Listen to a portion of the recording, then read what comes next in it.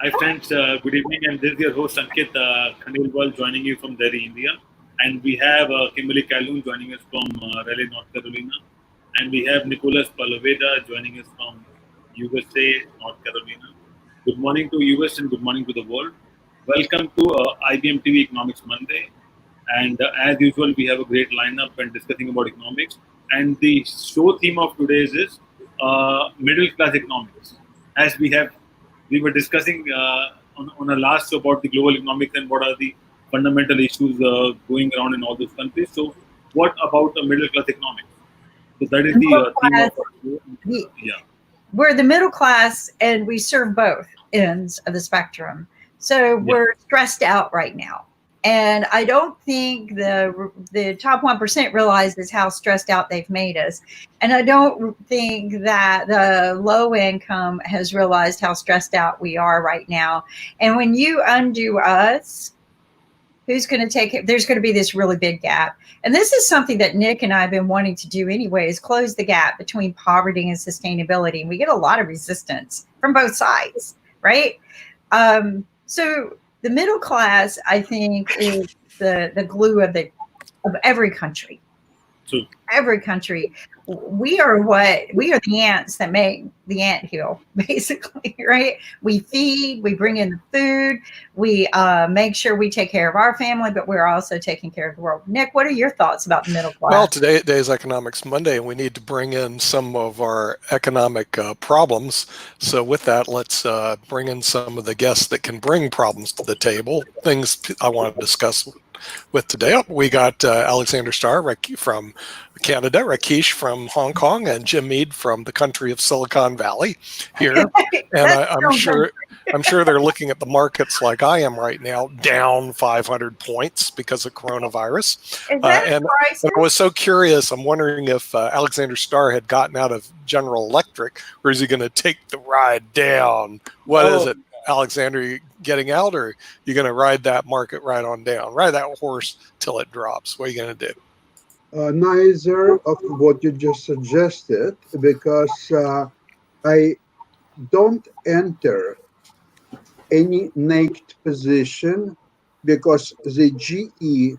See, I have two strategies. One is very conservative, where preservation of capital is rule number one.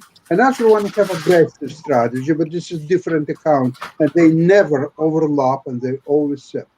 So with GE, um, what I did, I bought stock at around $6.70. And when it rode a little bit higher, I sold $8 calls. So now I'm in a position when I can continue one of two things. I can still hold those stocks because my downside is less than $6, considering the premium on the options I've got from selling $8 calls. So now the other thing is, because I don't think that GE will go much lower. Probably it will go to 625. I don't see really much downside from there. So I'm winning both ways, one of two ways. I have to choose one. One is more aggressive, is to wait until GE will go still a little bit lower and to purchase back my $8 calls. So I will make substantial profit on those calls that I sold earlier at $1.20, and I should buy them once they will go around 45, 50 cents. I'll definitely buy them back. So Mhm. then I will still have a naked General Electric shares. I have 5,000 shares. So once they will go higher from that point on, probably they will, I will sell another $8 calls. Mhm. And therefore, I will always protect my downside, protection, the preservation of capital, rule number one. So, rule number two really, how much money and how quickly you are going to make on your trades. That's about it. There Mhm. is no mystery in what I'm Right. doing. Right. Yeah, and I think purchasing at 650 a share was actually not a bad deal. But I'll tell you right now, because if I Absolutely. follow the futures market, the futures said the market was going to go down about 600 points. It opened up today. We're down 529 right now. And my prediction is we're going to be in for a long slide downwards because the coronavirus is not under control. Okay, there is no, hey, we're getting a second bump. And we're doing, frankly, in the United States of America, everything wrong. That, in other words, if you wanted to increase the amount of coronavirus deaths and the amount of infected people, you're doing the right thing here in the United States. But if you want to increase it, okay, you're doing it. But you are doing nothing correctly here. I mean, and I see it daily. People don't wear masks. They don't do social distancing. They are not taking this seriously. So let's go to the country of Hong Kong, where maybe they are taking a little serious. Rakesh, what's the situation in Hong Kong? Are you guys controlling your coronavirus? Is everybody just walking out without masks? They rubbing shoulders and partying? What's going on over in the great country of Hong Kong? The social distancing is not so much, but the masks are up there in full force. And they also use face shields. I see more and more of that, face shields, especially for little infants. I see face shields being used as they put in the pram. And they've always had little fans, which they fit onto the fan, so children don't feel hot. So summer, and Hong Kong is more and more getting into its its busy stride, but people are I still see the hand hygiene, I still see the masks everywhere. Okay, so the thing is, so they're still taking it seriously. So let's go to the country of Silicon Valley. It's like the country of Hong Kong. I mean, city states in reality. What's happening, Jim, in the country of Silicon Valley? Well, so, I don't know why Darth Vader is coming up with Silicon Valley, but well, maybe these are the new mask of Hong Kong. Ah, okay. Now we're talking. These are the new football mask. I'm not really sure. So I'm just saying, we talk about the shields, the mask. I still believe science fiction wrote our future clothing. We just need to look at it. Well, in reality, Darth Vader did have coronavirus, and that's the reason he had those things on. In case you didn't know, Jim. But what are you guys doing out there? Right? Shh. Right? Well, he was worried about everyone else, of course. He didn't want to pass it on. Absolutely. That was his own ventilator system, right? Well, we had a guest on earlier that talked about protecting your eyes. And it was eye-opening for me because, I wear glasses, so I wasn't very sensitive to that. But it's also the COVID can be transmitted through your eyes as well as your breathing apparatus. So this was a very important thing, and I don't see a lot of people walking around with this face shields, as Rakesh mentioned in Hong Kong. But everybody I still see wearing masks, and myself, I wear protective gloves and masks while I go out, and I have built in my eye protection. So, but Silicon Valley has relaxed a little bit, but as much of the country is experiencing. When we relax, all of a sudden our numbers start going up. And so my main concern in Silicon Valley is what is the percentage of restaurants that are going to be closed and closed forever? It might be as many as 85% of them.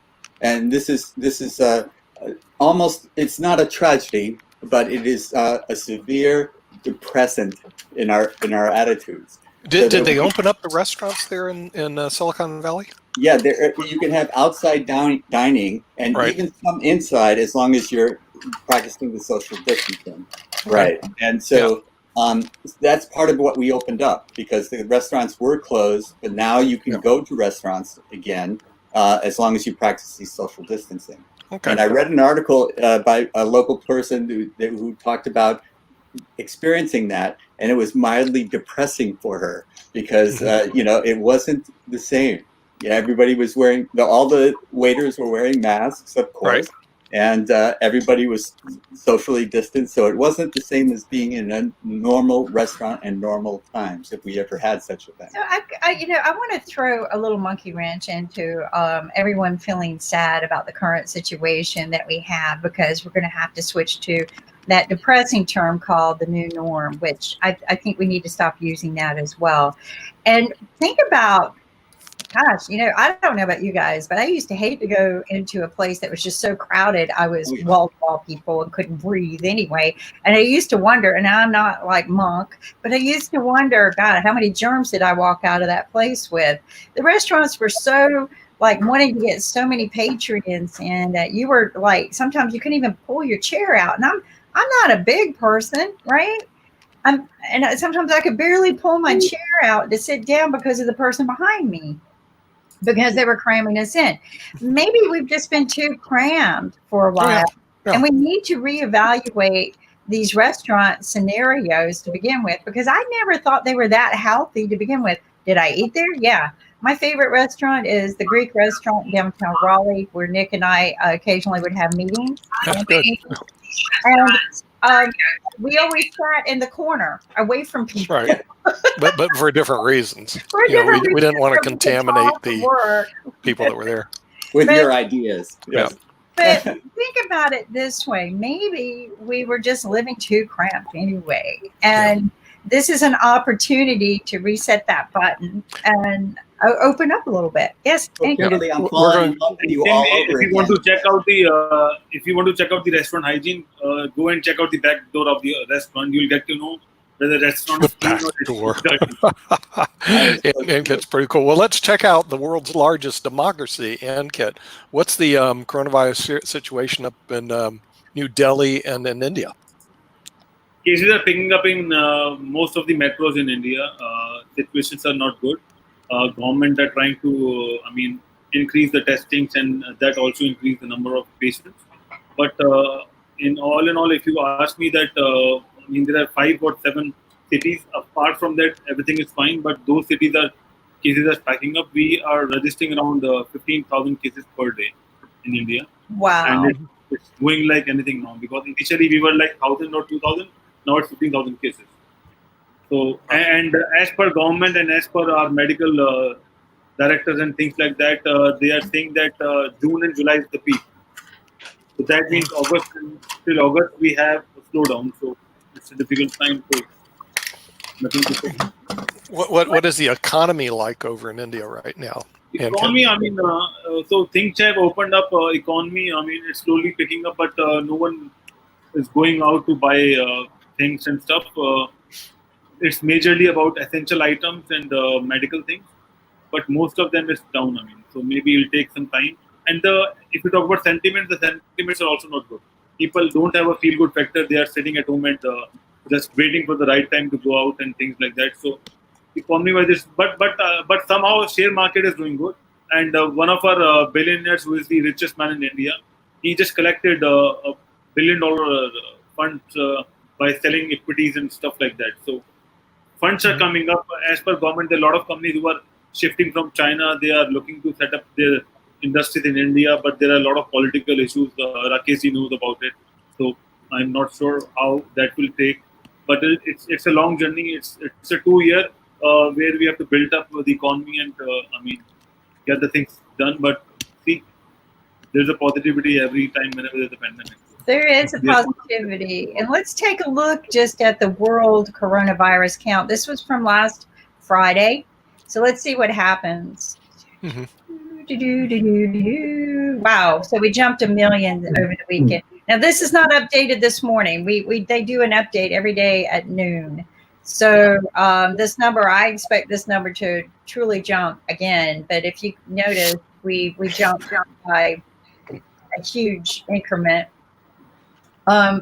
Taking a look down here, the U.S. unfortunately is still in the lead.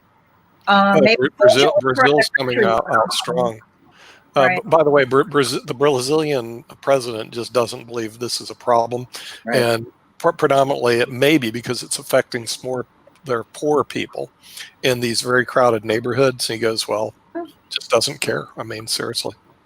Well, Right. kind of like what people said, the amount of people that die doesn't impact, the risk. It's just not worth worrying about because of the economics, right? Sure. Right. And the U.S. was taking that stand, and you can see we're still the most affected. I was told that, right after we opened, we started to see a rise. We had Dr. Arthur on the show, which he expressed his concern because we're seeing a rise in North Carolina. There was a doctor about a month ago that wrote a letter from the Greensboro, well, she's head of the hospital, and her concern is that if we did not wait until after we stopped, plateaued and stopped seeing any new cases, then it would rise so fast and hard that the hospitals would not be able to maintain the cases that we need to be maintaining, just regular health problems as Mhm. well as the corona cases. And her request was, before you reopen, please wait until we see no more new cases so that we've done a reset. But we did not do that. And in fact, the irony of it is we started testing more and we started seeing more new cases, and we still reopened. So, it's this The fact is we don't care, and we don't even care. if worldwide 400,000 people died, here's the reality: heart attacks in the United States, just the United States alone, kill 500,000 people a year. So I believe it's become a acceptable mortality statistic. As the people in the market say, sell in May and walk away, which is what I did, except for Alexander Starr. He decided to buy GE. Now, I would have been tempted to buy GE at 650. So I'm not going to say sell in May and walk Nick, away. Nick, I'm a little bit greedier than you are. But let me tell you this.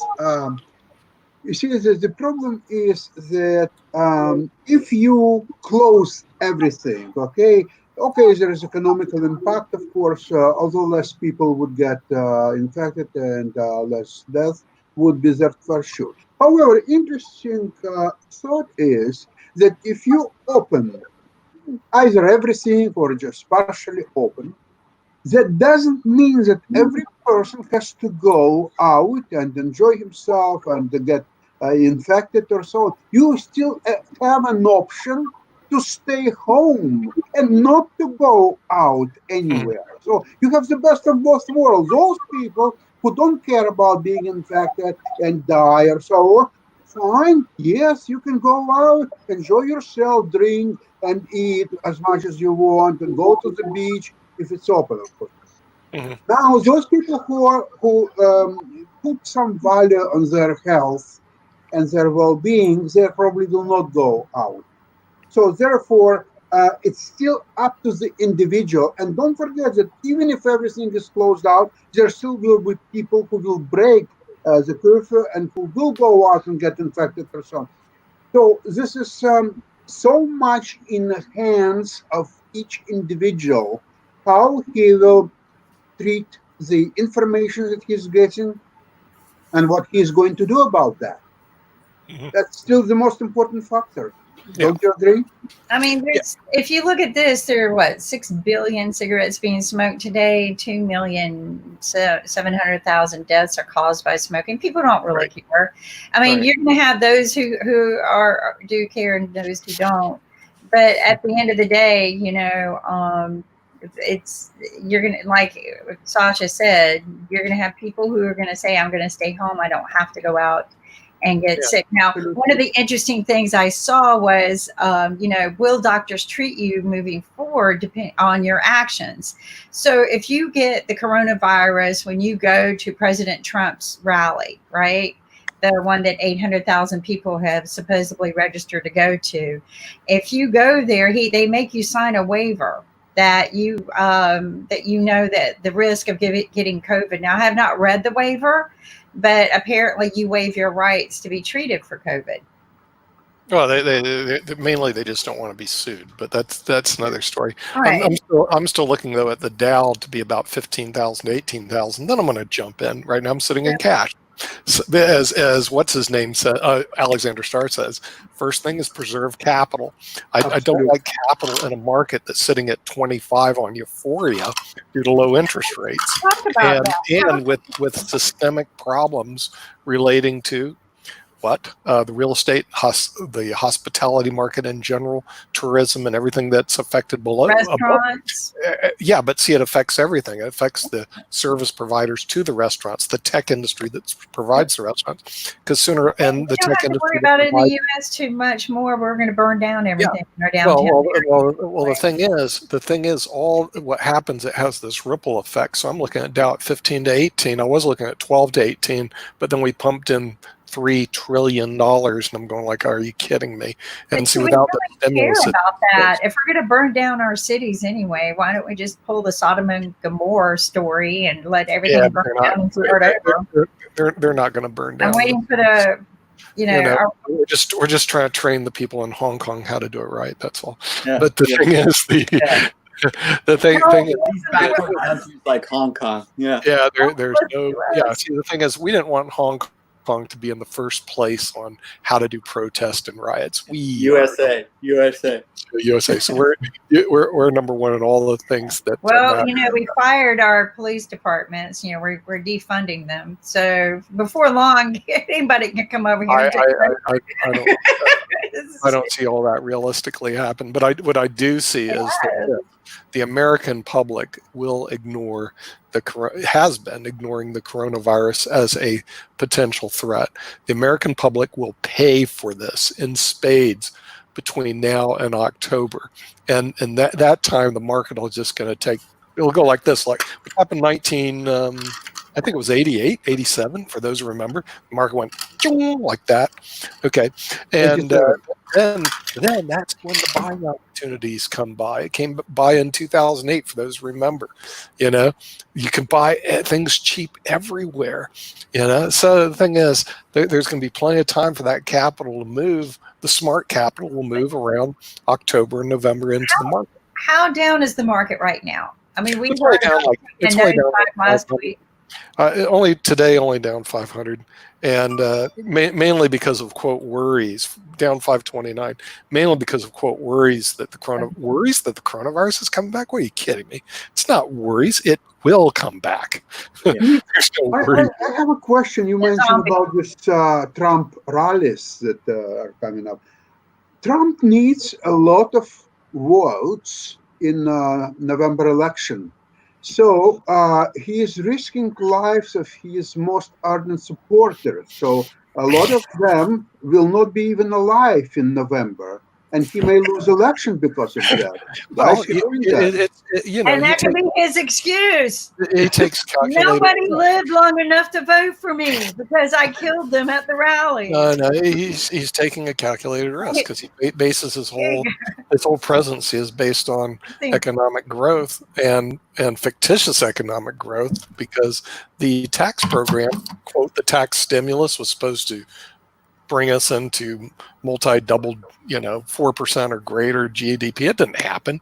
But the thing is, promises made and promises forgot. But it doesn't matter. Here's what's going to happen. This thing is going to smash us, and we'll see it around October, which unfortunately for him is right before the election. He will not win the election. It's going to go to the Democrats. Okay, now the question is, what are they going to do in a tough economy, which happened to Obama in 2008? We just don't have short memories. Obama over one of the worst economies could possibly be handed to him, and was able to actually, I think, get out quite brilliantly. He was like being checkmated by incredibly stupid economic policies that took place decades before. So now the thing is, what are they going to do? What's the bet in 2021? Well, the vaccine will come by. Okay. By the way, also another thing that's happening, treatments are getting better, which we figured that's going to happen. And now it will become the area of how are we going to make up for the huge amounts of money that got poured in the economy in 2020. So that's just looks like on the crystal ball. In the meantime, I think smart money is going to stay away, and they'll play back in October. It happens all the time. Yeah, where does the smart money go now? Because you mentioned 2008, and I am not the sophisticated investor that Sasha is, but I was able to predict the Great Recession of 2008, and I moved my money out of equities And what did I do? I moved them mostly into corporate bonds, which I thought was a safe investment. But one of the corporate bonds I bought was Lehman Brothers. So how smart was I? Did you get back into your principal? No, man. I took it in the shorts on that one. But it is a question of where do you put your money in times like this, and cash is the answer. It's a hard place to be in because cash doesn't earn anything, and you feel like really bad. In other words, you're just basically sitting on the sidelines waiting for the fall, and the fall traditionally does happen in October. In other words, everything gets cleaned out in October, and then there's buying opportunities in there, and that's the reason they say sell in May and walk away. Well, when do you come back in? But you mentioned, Kim, you mentioned how many cigarettes are being smoked every day, with billions and billions or so on. I happen to be in love with a stock by the name Altria, which used to be Philip Morris. And they're selling a hell of a lot of cigarettes. They're very successful. Not only that, they're paying about 7.5% dividend. And not only that, you can write calls against the stock. So this is an ideal stock which pays huge dividend, and this dividend is paid for the last probably 50-some years. Okay, Kim, can we put up on the board the Philip Morris stock? If I could share my screen, I want to look at Philip Morris. He said, Sasha actually right about Philip Morris, and I know Altria, the symbol MO. I have a lot of friends and family. Yeah, it changed its name. What is it called? Altria? Altria Group. Altria Group. I will tell you, one of my clients was the former president of Philip Morris. Philip Morris, his name was Frank Resnick. He since passed away, but I actually worked for the former president of Philip Morris. He's one of my law clients years ago. I think he passed away because of lung cancer, but that's a whole other story. Let's go see if we can take Altria Group on, because what he says is really important. There are certain stocks, if you're going to go into, that are basically recession-proof to the extent you can be. Coca-Cola is one of them. That's the reason Berkshire Hathaway doesn't bail out. Why? Because you drink your Coke. It's cheap. You're going to drink it whether or not, you don't have any money. You can only afford a Coke. The other thing is the cigarettes. You're addicted to them. And so that's basically recession proof. So, what I was hearing Sasha say was they get the dividend because they reinvest the dividend. Right. And so whenever the stocks come back, Well, he's saying they're paying a 7.5% dividend. That's I'm wrong, 8.5%. 8.5% dividend. If you want to park in a quasi cash position, you park in a stock like Coca-Cola, or you park money in a place like Altria Group because of the dividend. And the thing is, unlike Lehman Brothers, which I could have told you that, Jim, anything that's service oriented, those bonds can be because there's nothing behind that stuff. The financial services industry is all fluff and stuff, but Altria Group and Coca-Cola have real hard assets to go after. What are we trading at? Then, Nick, dude, I've only managed like what $400 million worth of pension funds. Yeah. Okay, so the thing is, actually, I'm the CEO and I don't do the day-to-day management. So I'll have to say I do not do the day-to-day management. I got a lot of other financial advisors who do that, but I've hung with them for 37 years. So let's go take an Altria. The dividend yield is pretty high. It's 8.63%. Yeah, it doesn't look like they've taken that big a hit either. No. As a matter of fact, unfortunately, it looks like it's up. And I like to buy. Let's go look at the 52-week high-low. I like to buy on the low. But I was Kim, can you hit the 50? You do too. Okay. There's a thing called the 52-week high-low. I'm looking. Let's see if you can find it there. It's there somewhere on the click program. On that 6 months. Oh, there it is. Year to date. Go to year to date. YTD. Go look at that. YTD gives you a valuation. As much as I remember, Altria was a spy. YTD, right next to 6 months at the top, you'll see YTD. No, you're close. You're 1 year. There you go. Year to date. Hit that. Okay. See, the thing is, for those who haven't done investing, here's what you do. You look at the 52-week high low, and you look at the low. What was it trading? 31.38, which is not a bad price when it's 39.95. So they're not too far below they're above the 52-week high low. Now go to the high. Go to the high. Go to the high, which is off to the left, way up there. What is it trading at? 50. 51. Okay. 51. Now the thing is, here's the theory. Okay, you're looking at it. Here's the theory. You're looking at a stock that's been around for a year, and it's been trading between 31 and 51. Right now, it trades at 38. Usually, the valuation of a company does not fluctuate that greatly within a year period. To the extent you can buy on the low, if you're just a value investor, hey, the better off you are because you have a lot of upside potential. Not always, but you got to look at the fundamentals as well. The high, if you're buying on the high, like if you're buying the stock at 51, you're probably buying on the high of the true value of that particular company. 38.94 is probably a fair market value, and with an 8% dividend, it's probably a buy. When you say, Alexander? I would say that if you look at the low, $31, you said, right? So at $31, their dividend payment probably was close to 12%. Sure. So unless company is insolvent or has some kind of really problems, how can you turn off from 12% dividend? You know, this is what I did. Remember, I told you about the Gabelli dividend and income fund. Of course, it went up since I bought it, but when I bought it, it was paying 12.5% dividend. Now it's paying 7.5%, but still.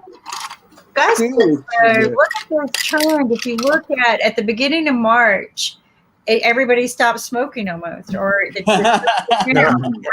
Well, that's the way I would look at it is, whoops, we got a problem here because March hit. We're closing the country because of a lung disease virus. Nobody's going to smoke, so let's drop our prices. So everybody sold out. Of course, everybody was selling out during that time anyway, right? That's right. So everything dropped here when Corona started. But as you notice, people started smoking again, right? As it kept going, they were getting nervous, upset, disturbed. So let's start selling more. Let's start buying more stock and selling more cigarettes, killing more people. But you're right. Well, that's part of looking at the fundamentals. The fundamentals of the company is what do they actually do to make money, and what they do is they sell cigarettes. And that's a big part of their business. They sell other products, but they're basically a product vendor of products that are used all the time. They're in the food service business. They're in the product business. So the thing is, Philip Morris, in terms of a fundamental, is not a bad deal.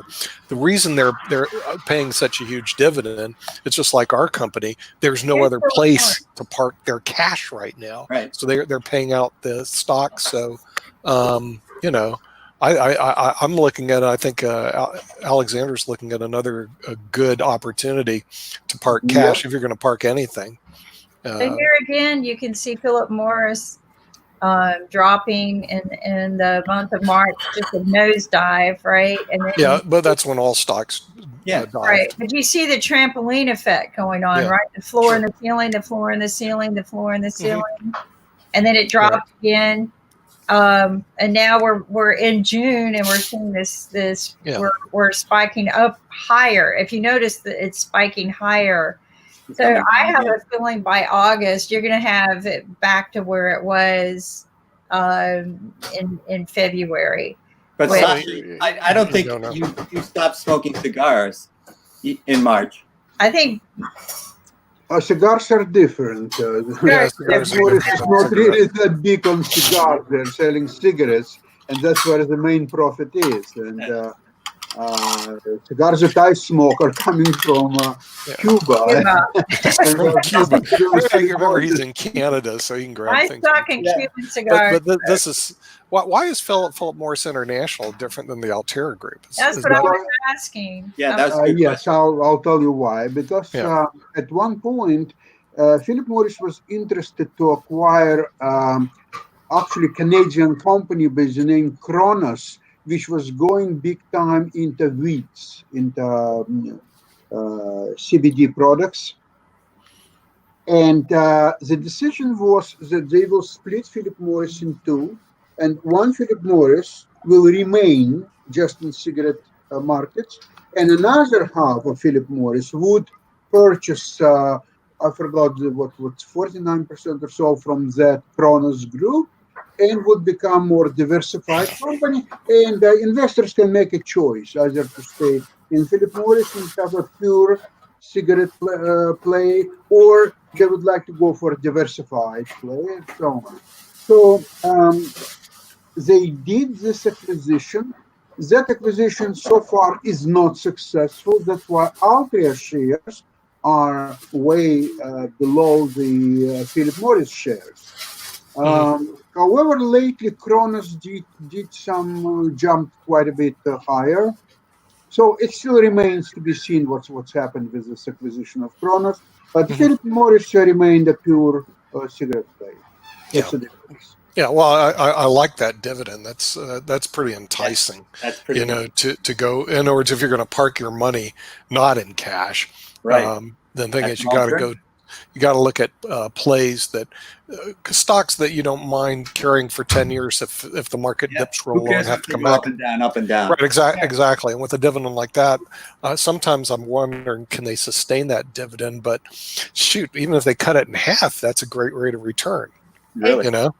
It's definitely the one thing, if you look at the number of sales going on in world meters, it's definitely one thing that did not stop. Okay. Yeah.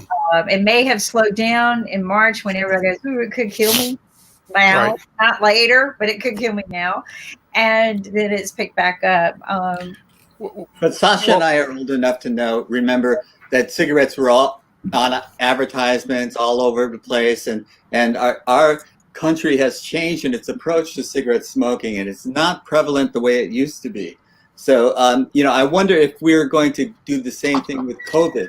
We're right now we're totally resistant to, you can't tell me what to do. I don't have to wear a mask, and maybe our mindset will change. That cigarettes cause cancer; they kill you, and so now the average young person growing up knows that, and so maybe now the average young person will say, wearing a mask is not stupid. It doesn't make me look bad. Jim, may I suggest something? If you're right and cigarettes kill you, then Philip Morris and then Altria shares would be now by zero because they wouldn't have any customers left. All of them would be killed. That's not true. That is not true. They do kill you, but people don't care. That's right.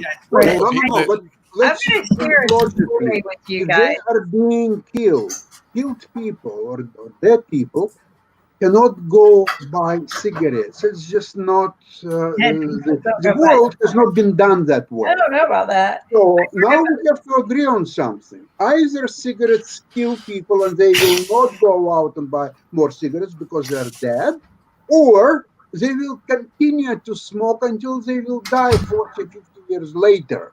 But for 40 or 50 years, they will continue to buy the cigarettes.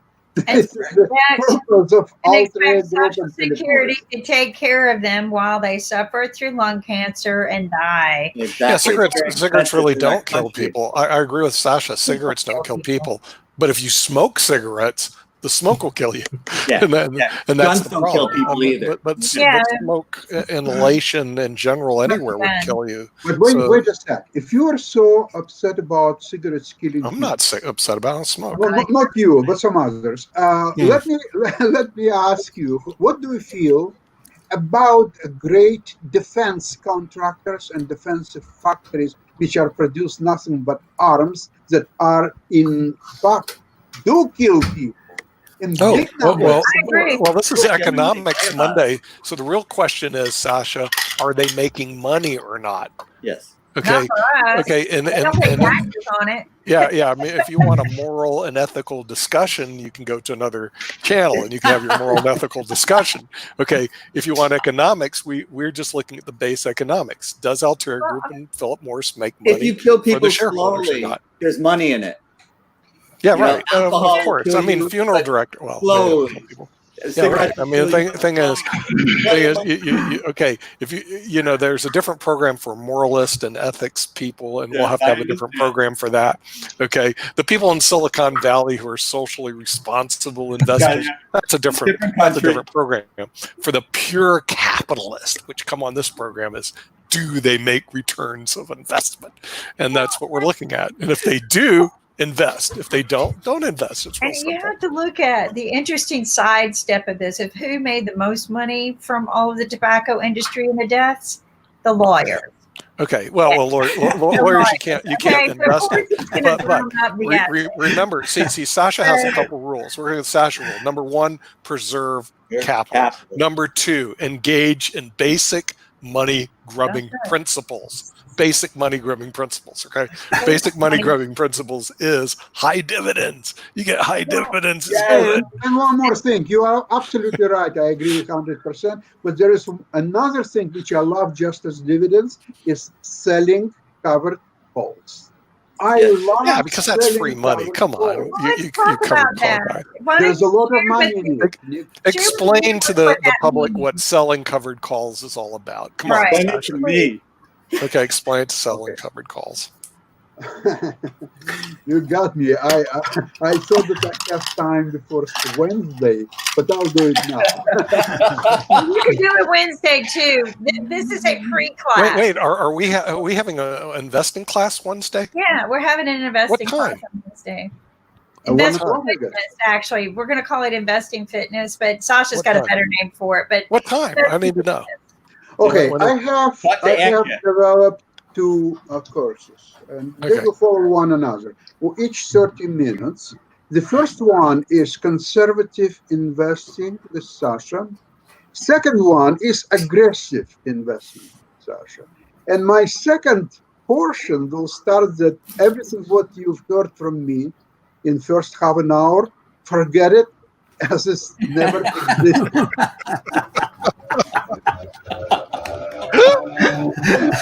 get the first one and practice the second one. Because 2 It's cannot true. go It's 2 together. different mindsets. You're right. 2 different mindset, and Right. that's why I have 2 portfolios. One is the for- French defense. The other is the Sicilian. Absolutely, they can't touch. I fight both. Or Russian and Canadian. We have All right. Now, idea about covered call is very easy. There are people who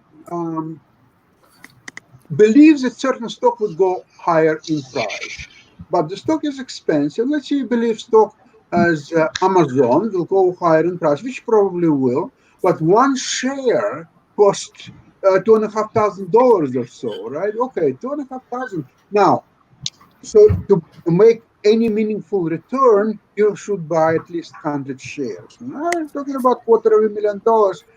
I believe there are some people who just don't have $250,000 available to them, so they can't buy stock, but they still want to participate somehow.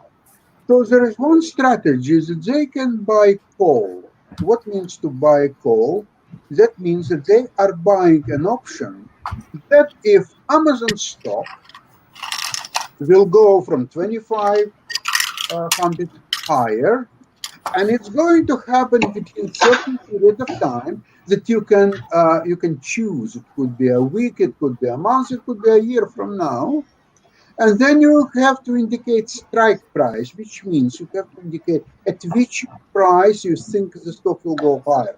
If it's 2,500, so you probably can put 2,600, maybe even 3,000. Or guess what? You can put even 2,200, almost guaranteeing winnings, unless stock will not go higher. So, but those calls would be extremely expensive, and I don't think you will be able to make any profit on them either. Okay, so there are strategies of buying calls. It's aggressive strategy. I don't recommend the strategy, but there are a lot of people here and there, gamblers, investors, and call them anything what you want, who are buying calls. But if those people are buying calls, there must be some people who are selling calls.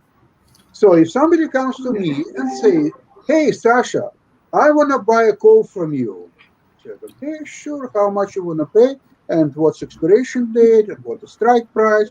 We'll negotiate. He says, "Okay, I want this. I'm going to pay you $200, and Amazon will go higher to $27.50, and it's going to happen in a year from now." I say, "You know what? I don't think that will help you, because sure, stock will go to $27.50 in a year from now, and it could go even to $3,500 in a year from now. So you have to reconsider your offer. $250.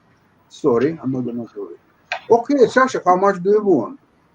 I say, I'm not going to tell you how much I want because you will not have all money in the world to pay me. But let's be practical. If you pay me, say $1,100, I'll make your life easier.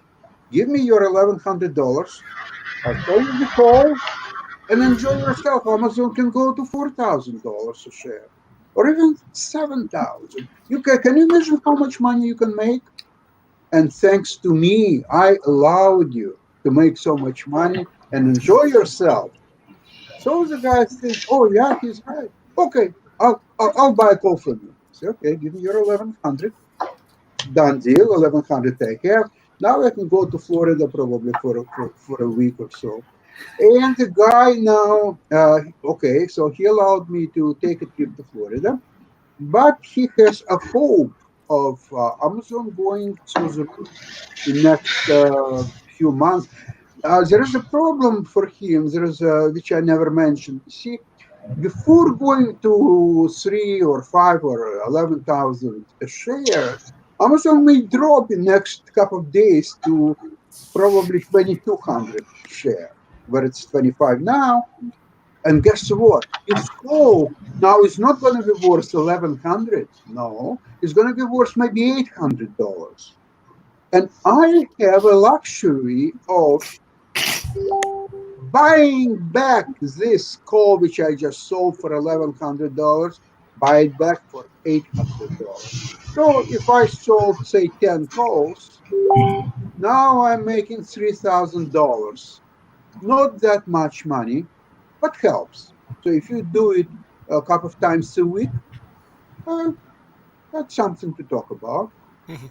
So the strategy of buying, selling calls. Now the covered call means that obviously there is a risk if you sold a call and you're naked, you don't have underlying security rather than cash.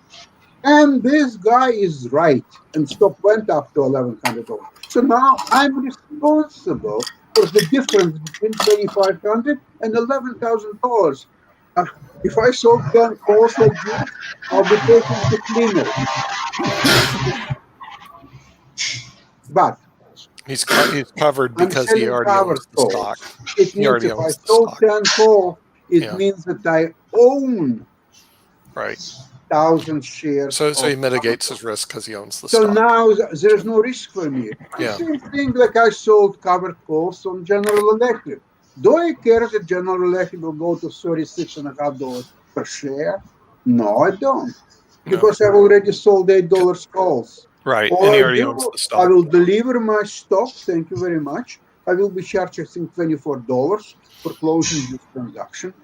And that's all what's going to happen. And it will happen one day, but I'm playing with the idea of buying these calls now for significant profit. I'll just wait maybe another 2-3 days to see whether it's worth it.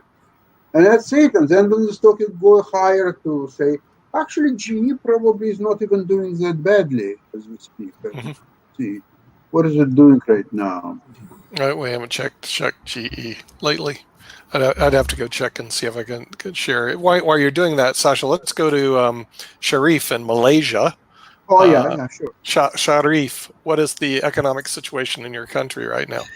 Yes, Malaysia actually economic-wise, what can I tell you that our policy for 2021, government actually focus on 2021 this year because a lot of challenges come, government change, then the lot of economical challenge because of COVID-19.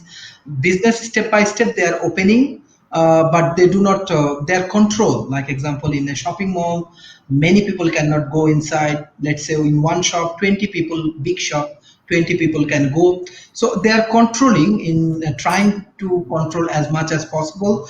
Let's say today actually not too much of affected in the Malaysia, but their major target is 2021. They think that how economy is moving because at least 6-7 months Malaysian government support their local community, local peoples. So and 1 year it takes to overcome from the present situations, and definitely as much as possible Malaysian government trying to integrate it with technology, let's say SME, small medium enterprise, with e-commerce, and many more things. As much as possible, they are integrated. Now, when you're in the PhD program, did you take Covered Call 101 as one of your classes? Yes, yes. I have to take why these questions? But is there any specific reason? No, I was just curious if they ever covered in any of your classes covered calls, naked puts, or fundamentals of stock market investing. Did they ever do that in any of your PhD classes? One thing, it's personal experience, because what I do based on personal experience. In 2008, I engaged with stock market in Bangladesh. Okay, I have my professor, Professor Khairul Hassan. That time I think after that he became chairman of stock market, stock exchange commission, national body. Anyway, at present, chairman of stock market commission is also my professor, Professor Rubayat. Anyway, so 2008 actually there is a massive stock market like crash. So many people, even at that time I was with stock market, and in a one day I lose all of my money. There is a ministry, bank loan, this, that, I lose all of my money. So you did, really? Yes, I saw it. Okay, so you have investment experience then, if you lost all your money. Okay, good. You're an experienced investor. Yes. That's the definition of an experienced investor. I lost money. I saw it. So that time, I told you, I have my Professor Khairul Hassan. He became Stock Exchange Commission chairman. So suddenly, in a one day, I lose all of my money. It's that time actually, this is huge money for me, because I'm an MBA student that time, and student life. One day the price go drop. That time, with the analysis of some of the finance professor, I took loan from the bank. Okay, let's say I have $10,000 stock, I take another $10,000 loan, and one day finish. So one day finish, I am vanished with loan. Okay, bank loan. So I say, what happened with my? It's all of my hard-earned money. I become very frustrated. So that time, one thing I learned from Professor Khairul Hassan, long time, I think 4 years, he become Stock Exchange Commission chairman. So I meet with this chairman. So I said, sir, what I do? I lose all of my money and everything. He said, good, very good. If you do not lose money, you cannot learn business. So as you lose money, so now you learn business. I said, yes. So what next? What next? He said that, okay. Yeah. So he said, you want to come to sit in this chair? I said, yes. Why not? Like in future, you want to sit here? I said, yes, why not? So Professor Khairul Hassan, you can check even Google. So that time he said, finish your PhD. Right. Finish your PhD, then meet with me. I will help you how to achieve my chair. Right. So I said, okay. I moved from my country. So yes, I am a very big loser of stock market. Good. Okay. All right. So you're an experienced investor then, because the experienced investor lose money. Investor, have you lost money in the market? One thing I learned from losing all of money in one day, one shot. I find money is not valuable for me in my life. Money is nothing. Money is very valuable. It's like water. Anytime it's become liquid. So I have to do something valuable. Yes, if I achieve an excellence position and with my hard work, definitely money run behind me. Even that is my professor. I recognize Professor Dr. Khairul Hassan. He said, develop yourself, go in an excellent position. If you move in excellence, like if you are excellent people with your knowledge and skills, money run behind you. So that is the skills and knowledge I learned. After that, I do not move with the stock market. I'm very honest with you. Yes, different time I do analysis. I help my professor about IPO, initial public offering, many company coming in the stock market. So right. For company, I help them to analyze and feasibility study. You know that when actually IPO comes, so they have to do a lot of feasibility study, their credit rating, and this kind of research they have to do. So I involve with my professor in that way. So my Professor Khairul Hassan, he moved now. another professor come. He's from Dhaka University. He's also my professor from finance department. So he's now Stock Exchange Commission's chairman. So this is my learning. I don't know, is it good or bad? I don't know. But Nick, there's one thing I want to ask you and Sasha, because I haven't heard it talked about yet, and it's diversification. And when I got out of the equity markets in 2008 and invested in corporate bonds, one of the mistakes I made was Lehman Brothers, but I bought a lot of other corporate bonds. So the hit that I took in Lehman Brothers was nothing compared to the money I saved by getting out of equities. Right. But it was Okay. I was taught to diversify. All right, but see, the thing is, there's two parts to this. One is diversification. The other is asset allocation, and they're different. Okay, Yes. Diversification is I'm going into bonds. I'm not going to put all my money with Lehman Brothers. I'll put some bonds in Lehman Brothers, some bonds with Coca-Cola, some bonds with Microsoft. That's diversification. Asset allocation.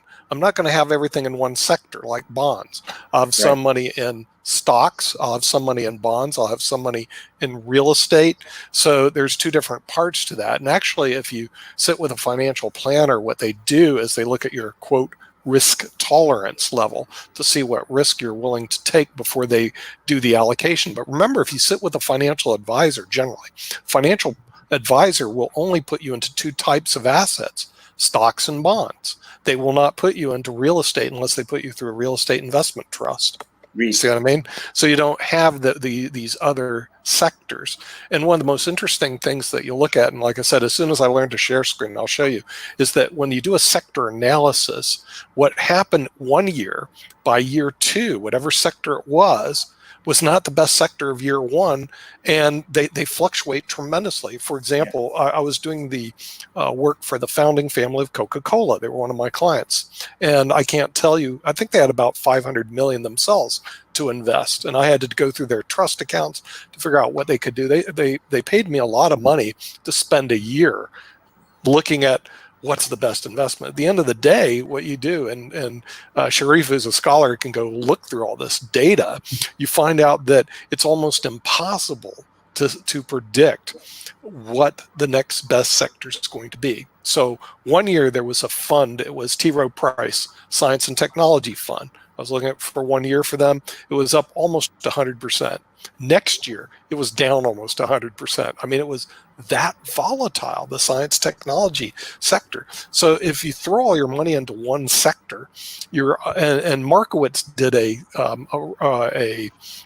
basically he won he became a Nobel Prize winner for doing analysis called modern portfolio theory.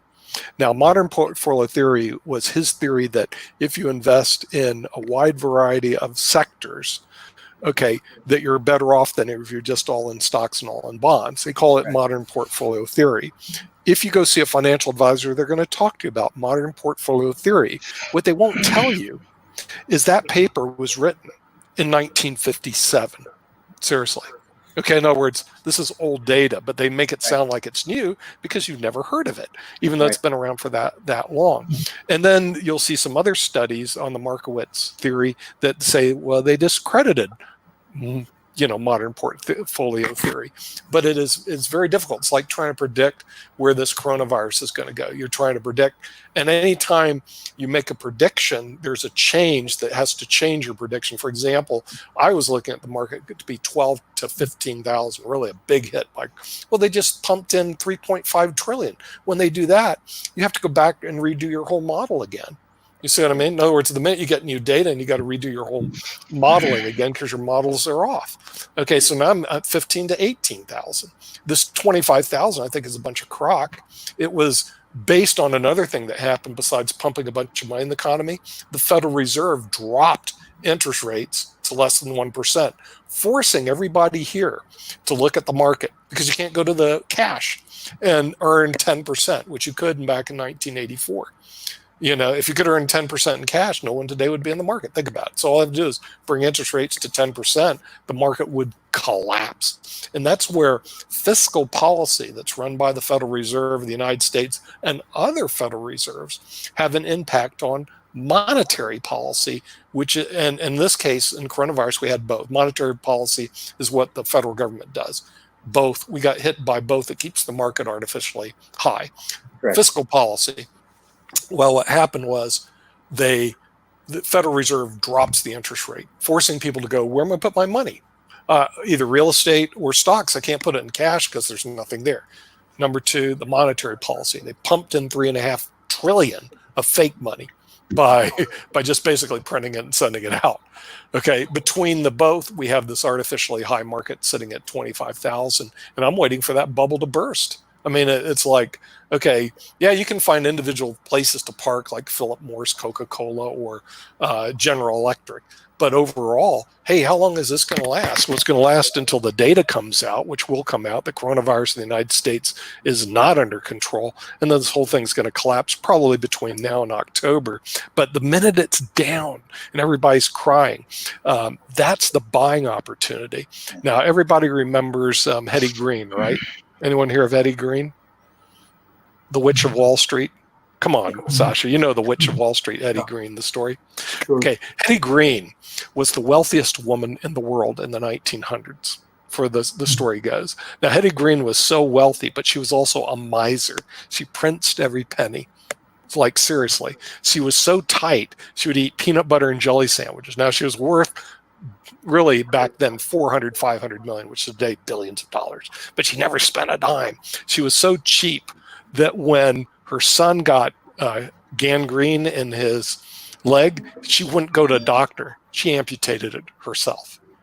Okay, save money from the doctor. All right. Now, Hetty Green, I'm going to go through the story of Hetty Green because I used to give this story all the time. You can research her on the Google. She died and she left her entire estate to Edward H.R. Green. Okay. Edward spent all the money, almost all the money, but then he died. Okay. And when he died, he forgot the federal estate tax got enacted between the time when Hetty died. She died the year before the federal estate tax enacted. When he died, he lost everything to federal estate taxes, state estate taxes, and inheritance taxes. He died with a negative net worth. It came out in a very famous case, which I'm sure you've all read, called Texas versus Florida, a United States Supreme Court case where Edward lost everything to the federal estate tax. But no one reads Hetty Green. And Edward H.R. Green, who was the son of Hetty Green, the Witch of Wall Street, who basically lost fortune, which goes to another theory, what do they call it, third generation degeneration. By the time the funds hit the third generation, they spend it all. And that's what happened to him. But what it did say, and what if you've ever followed the life of Hetty Green, she was a miser. And it's a similar theory to the Millionaire Next Door, written by Dr. Tom Stanley, which I think is a great book, that most millionaires are very tight with their money.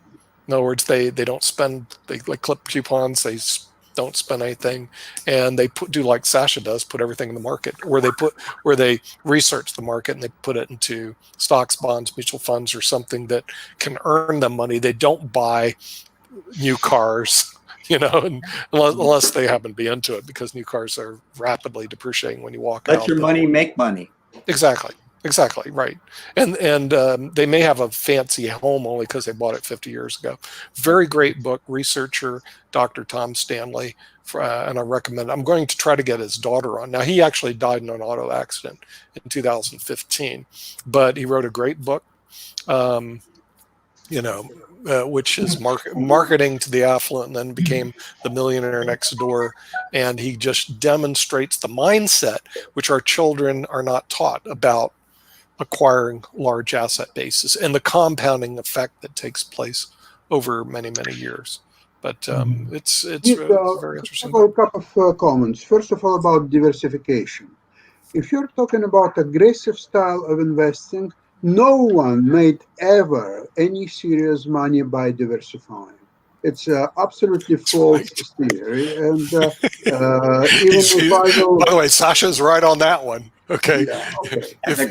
If you are an aggressive investor, forget diversification. It's a go for it capital mentality. Okay. You park your capital all in. You basically, like poker, you go all in into one particular sector and stock that you think is going to take off. But now let's talk about conservative style of investing and what's good for you diversification will ever do.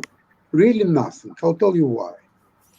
One thing is allocation of assets. That's a different story altogether. We're talking about diversification. Now let's see if I happen to find Altria, which is paying nice dividend, which is has options, so I can sell calls as well, which I'm doing all the time. Now, before I will find second stock, which is as good or nearly as good as Altria, I will put 100% of my money into this single stock until such time as I find alternative, just as good, appealing situation. And there are situations like that. And once they happen, yes, I will do that too. But diversification, so let's see Altria. So let's see, I have, somebody told me, never have more than, less than 10 stocks in your portfolio. So, okay, Altria is one, but I have still 9 more stocks to find. And there is no guarantee that I will find them today or even next week. So why not to put your money working while you're still looking for these 9 additional stocks, but make the best of what you already found. And you have to be in the market. Yes, you have to be very cautious, very careful, but you have to have supreme self-confidence. Without that, everything what you're doing is garbage. The number 2 observation, which you didn't talk about, there is a great war right now in investment world between investment professionals, advisors, traders, whoever they are, and investment public, which are now getting organized in different groups on internet, and they are becoming a big driving force in markets. They can move almost any stock. Yes. And professionals are helpless. They hate it, and they are fighting them. They would like to kill them if possible. So far, it's not possible. But there is a huge war happening. And what the professionals did to preserve their niche, they now, whenever trading was happened before during the day, now it's all happening overnight. Because the day traders and the investors, they are helpless. Right. Okay, They're Tom helpless Snell has overnight. just joined us from the Sanford area, who is an attorney, also chartered life underwriter, chartered financial consultant. Tom, welcome to the program. Are you also securities licensed by any chance, Tom? I am not any longer. I was early in my career, but I had a partner that was really good at it. And so he took it over and I gave up my securities license. Okay, so that means you can freely talk about the market then, right? Yeah. Okay, for those who don't know, securities license, he goes, I can't say anything because if I say anything, FINRA's going to take my license from me. Yeah. So we don't have a lot of guys that are FINRA licensed on the show, and I've invited them to go, but the SEC's watching and all that other stuff. So, Tom, what do you think about the market? It's I think it was, I just checked, it was 25,000 down 400. Where do you see, where should investors park their funds today? Well, I think they ought to be in securities, but they ought to be careful today. I like to see down markets because it's opportunity. I don't think the markets are going to go away.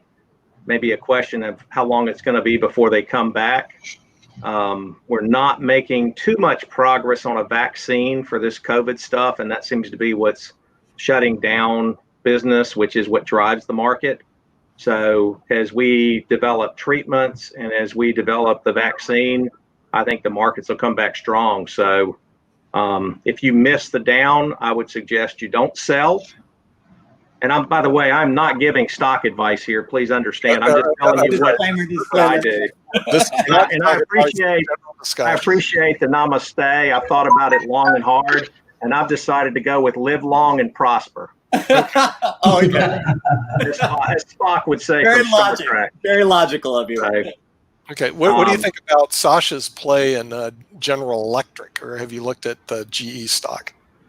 I have to candidly admit I bought and sold GE 6 times since the market went down. I love GE. It's a business that the federal government will not let belly up, so I don't think they'll go to zero. And they're very well diversified. So I didn't hear what Sasha said, but I like GE. You like GE? Okay. See, I'm Probably with what I did say, GE. I did acquire GE at about 6.25 a share, 6.30 in that level. When it went up to 7 something, I sold November $8 calls. Now, since it went down around $7 a share, I'm looking at 2 strategies just to keep it right until 3rd Friday of November, or maybe now or in the next couple of days, I will purchase back at profit my $8 calls, November $8 calls. And once GE hopefully will go higher than 750, I will sell them again. So that's where I am, and that's what I'm trying to do with GE. Okay. Well, Tom, what about the Altera Group, former Philip Morris? Apparently, they're paying an 8% dividend. That's from what Altria Group. Altria Group, former Philip Altria. Morris. What's your thoughts on that? I think with the number of companies that are cutting dividends, they look like a very attractive income stock. People that are on fixed income, that's going to look attractive to them. I have a hard time getting behind smoking stocks, although I have invested pretty heavily in marijuana stocks, and I'm starting to invest in gambling. So to me, it's not a moral trade. It's more about health issues. I'm in the health insurance industry. I've got a master's degree in exercise physiology. I know the facts say that a tobacco user, smokers in particular, will cost you on average $6,000 more per year in healthcare cost. Okay. What about healthcare stocks? Is there anything in the healthcare industry that's worth looking at right now? Or are they taking a beating because of COVID-19? I think most of them have done pretty well. You know, lately they've kind of all been up and down. You know, they come back strong, and then somebody says they're overvalued, and they take a little dip. I like Humana a lot. Humana's real strong in the Medicare space, and all healthcare stocks do real great until we hit the tipping point and we start moving towards socialized medicine, and then everybody worries that they will go away. In the United States, they won't go away. And I know we've got some folks from different countries, so there's different healthcare systems, but they won't go away. They'll probably be a part of the solution because they have the mechanism for the moving the money around. But Humana looks real strong right now. I would feel comfortable with them, but I'm not investing in them. Do I have to make that disclosure every time we mention a stock? Whether or not I'm investing, I don't. Well, I'm very. I've invested in CBD stocks mostly in Canada, but I would like to go back to the idea of diversification because Sasha, it seems to me that you are not a fan of mutual funds. No, I'm not. Yes. All right. So that is an easy way to diversify your portfolio, and that's why I'm not a fan of them.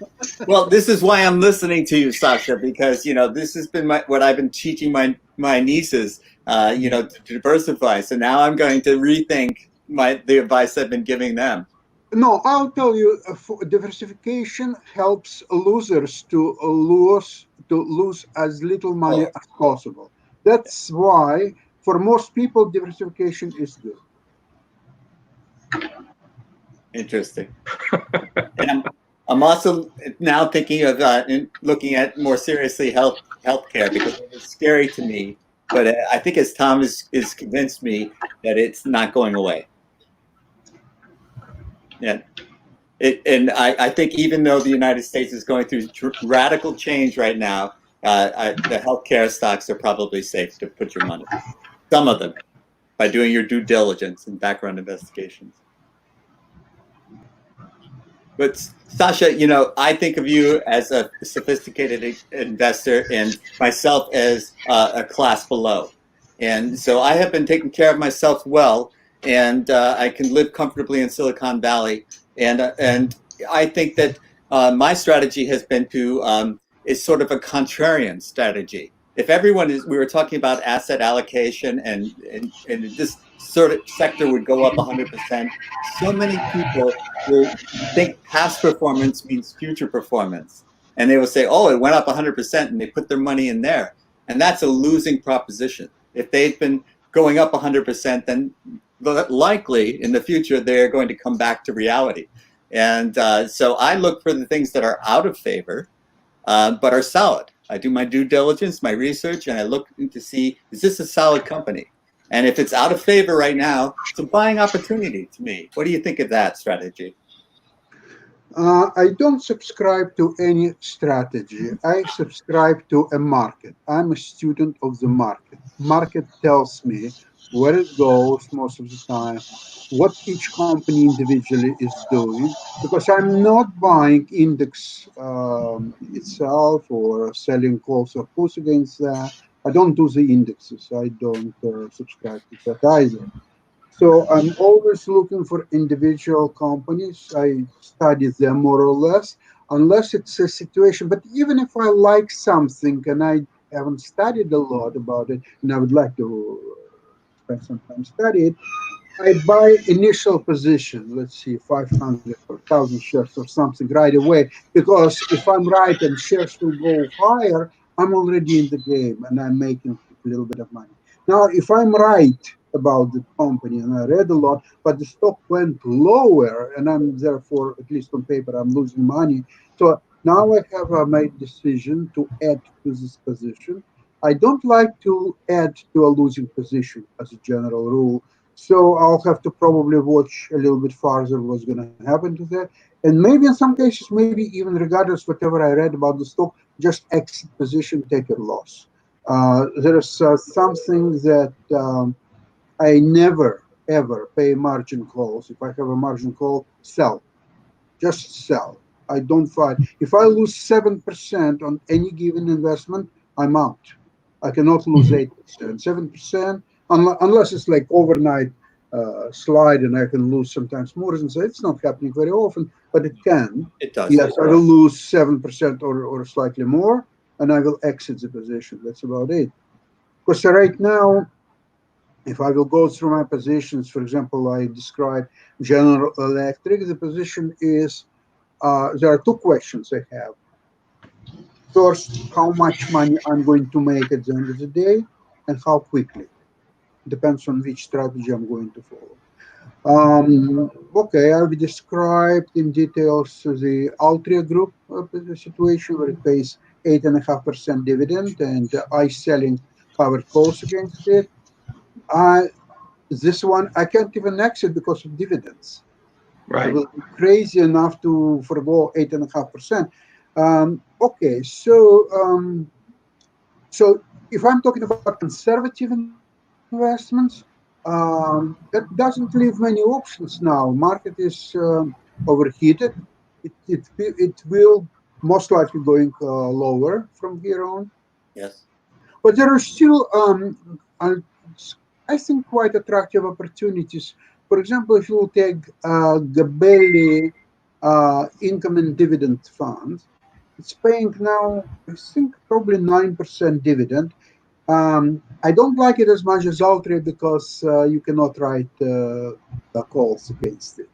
So your income opportunity is slightly less. But if you want to park your money for a considerable number of time, which is not the right way to invest in today's market. It's not like 50 years ago you could buy one stock and keep it for the next 50 years. Today's market is entirely different. You cannot marry any stock at all. You have to still watch it almost every day. And so this is an opportunity. Probably Arbor Real Estate Fund, it's like a REIT. It's paying, I think, 11% dividend. So Who's paying scary. 11%? Who's paying 11%? Try symbol ARB. ARV. Big. Can you do that and share the screen? Yeah. I'll try. Yeah. Hey, Sharif, do you have in Malaysia, do you have insider trading laws? Because Yes, definitely. Actually, Singapore, I think they are very good for that. This kind of stock business and this thing. There are a lot of Chinese investment and investors. This is very active in, especially based in Singapore and Malaysia also. Yes, we have. you know some big shots in the financial world, and if they gave you advice and you bought stock on their advice, could you get in trouble? No. Basically, but there are some conference and other things happening in Malaysia with the collaborations of Singapore and the Malaysia, even Hong Kong.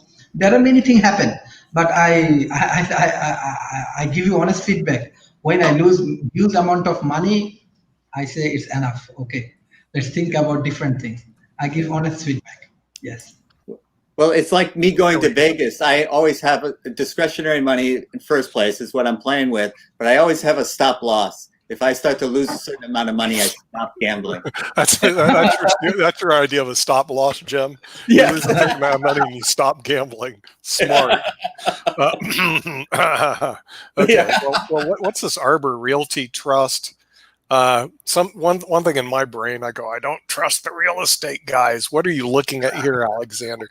I see Realty Trust. I go, wait a minute. You got to really look at these people, because how much of this is see with Philip Morris, Altair Group. I don't mind them. GE, a play. The minute I look at real estate, I go, I know too many people in this industry.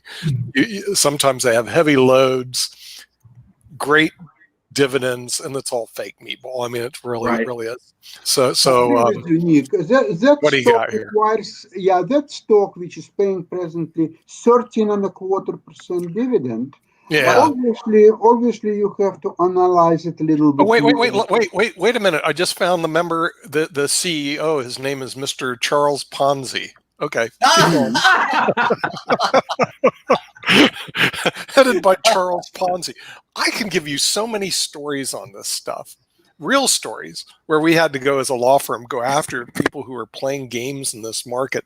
It looks real and it's Memorex. Okay. Now, I'm not going to say that there's anything wrong with them. I just don't know. But as an individual investor, even a corporate investor, or as a pension investor, I would look very carefully before I drop everything into a REIT. Well, Nick, have you ever talked to our sponsor, Lynn Shepard, about REITs? No. Yeah, because he has a background. He has a background in that. Within my first year of practicing law, we went after a firm called Elliott Securities. Why? Because they claimed to have 50 million, but in reality they had 30 million, and they went bankrupt because it was all fake down in Naples, Florida. It was all fake. And then I had two real estate investors that, I mean, I could tell you some really war stories. One guy who took a lot of money into Fort Myers, Florida for his Back Bay venture, and then the money kind of like disappeared. He did too. His car was found at the airport. Yeah. In Fort Myers, at the Fort Myers Regional Airport. I got a phone call that said, "Hey, this guy's gone." Yeah. I said, "Well, where'd he go?" "Well, we don't know." I got a call 2 months later. I said, "Well, where did our client go? What happened to him?" "Oh, they found him." "Really? Where'd they find him?" "With a bullet in his head, buried up to his neck in cement in the Florida Everglades." Wow. He did take money, but probably from the wrong person. So I said, I can go on more war stories on this whole thing. So now when you look at a real estate trust, I go, you're really going to have to, if you're going to invest in this, you really got to dig deep. And when the minute I see 11% dividend or anything that's way above market rates, you got to look even deeper. Yes, that's the red flag for me. It's the red flag. Yeah. So I see red flags all over the place. Now, if Sasha wants to jump in, go ahead. Okay. I did study the stock. As a matter of fact, I have about probably 20% of capital invested in the stock compared to General Electric or Altria Group. However, I did study that stock and ownership structure, and something tells me that there was a scare. See, the stock is now $9.45. It was $15 just before the coronavirus slide. So obviously the fundamentals are there, but there was a scare, and the reasons they went down to $9 and something, and they were actually much lower than that, around $6 probably, was a scare that the tenants in their real estate units will stop or delay the payments for the rent or so on. That didn't materialize for various reasons. Stock went up, I think it was $11 just last week. So it's about 940 now. I'm still holding on because look, I'm very, very greedy for dividends.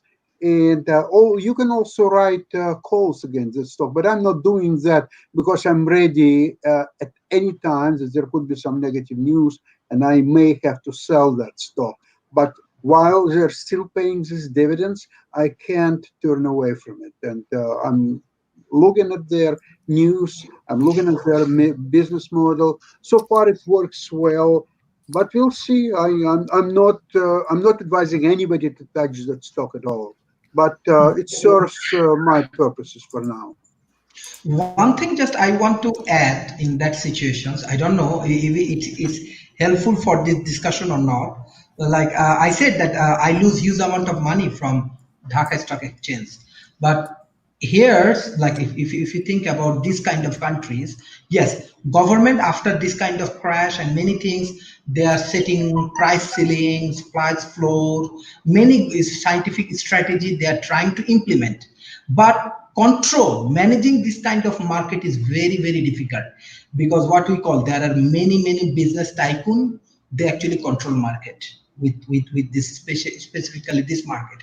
Even though as a analyst or something, sometimes I try to contribute for IPO, but this kind of market, I just come up with a different history. I know that definitely US market, stock markets, London stock markets, or example Singapore, even it will be definitely different. But I do not want to demotivate people because it's happened in different country. It happened. It's a different experience actually, and managing this kind of market is very difficult.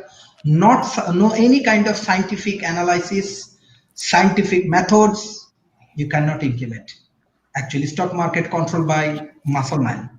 Yeah, well, you almost are forcing the market, because keeping everything in cash, you're not earning anything. Yes. So you have to look for alternative investments, whether it's real estate or something in the market, or you have to be comfortable with not earning anything in cash until you believe that the market will collapse. Tom, do you follow any pharmaceutical stocks since you're in the health sector? Do you look at any of the pharmaceuticals? I do. If you don't mind, I'd like to say something about real estate. I love real estate. I've lost more money by investing in real estate trust or REITs than any investment I've ever done. So I'm not a huge fan of them, but I love real estate, and I look for opportunities to buy properties from people that I don't buy distressed properties, but I buy properties from people that are distressed. And so you get a good opportunity, and then you get a good tenant that gives you a good cash flow, which is the same thing as what a dividend is. And I feel like I'm a little bit more in control. However, I do like pharmaceuticals. Pharmaceuticals do typically, the ones that I invest in will typically give us some form of a dividend. I like Pfizer a lot. They say that they are really pushing hard to come up with a vaccine maybe by as early as September. I don't know if that's company hype. Pfizer's not much of a hype company. Wow. I've got another company that I've invested in, Sorrento Pharmaceutical. They're a little bit more hype driven, but Pfizer pays a pretty good dividend. They have fallen 10% in the last week. So that's good news. Let's go take a look at Pfizer. The minute something goes down, yes, that's when you buy.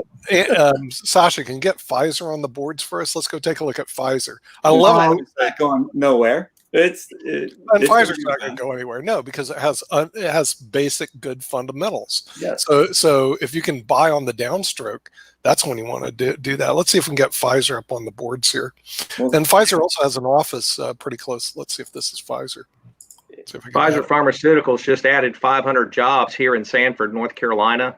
I know. They're doing a lot of vaccine, a lot of egg-based. Somehow we got Xenix on, but Yeah. can you? What do you think about Xenix? PHIZER. PFE. PF, PFE is the symbol. PFE is the symbol. Yeah. Let's go take a look at Pfizer. We're not like Kramer, so Kramer hits the board. Buy, sell. Yeah. You know, like that. He goes crazy. We're just going to take a look at what is it? PHE? No, it's PFE. PFE. I've never traded in Pfizer, so Neither have I. but I'm open. Kimberly's not on because Somebody's going to win this coronavirus race. Yeah. Race Somebody for the will. cure. And let's go search and let's go find Pfizer. Might be one of them. Pfizer, J&J, and even if a smaller company wins it, It's down today. Almost great. 2%. Let's look at 6 months or a year. let's go to the 52-week or 6-month on Pfizer. Wasn't too long ago. It was at 37 because that's when I started getting interested in it. Oh, so No. that's really it's It was as high as 42. Okay, so and you have as some upside. low, What was the low? as low as 29. and what's the dividend Yeah, percentage? no downside, really. Yeah, this looks like a The buy. dividend, okay. The dividend is 4.5%. That's not bad. That's better than a CD. That is better than a CD. That's actually a pretty good dividend for a pharmaceutical. And see, pharmaceutical, stock like this, even if you didn't make a lot of money. See, my problem is I get out too quick. I'll make 20% and then I jump out within a couple months. Seriously, I go, can this really be valued that much? Yeah. But let's say it goes down 20%. This would be a long-term hold. You just keep holding it. Yeah. Eventually come back. So it's not a bad play. And then you have a chance that it actually does develop the vaccine, and then it just takes off like a rocket. So you have a lot of upside, very little downside. We're not advising people to invest or not invest, but to take a look at it. I guess There is one stock which is way better than Pfizer. what's this? Company ABBV Inc. Okay.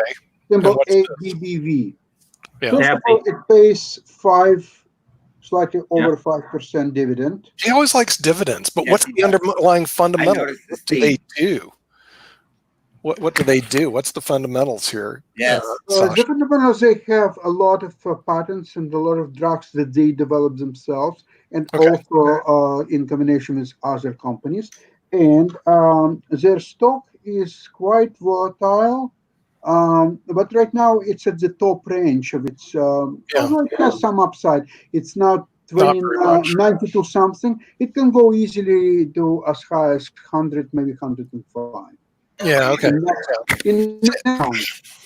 Yeah, see, I'm not a buyer on the high.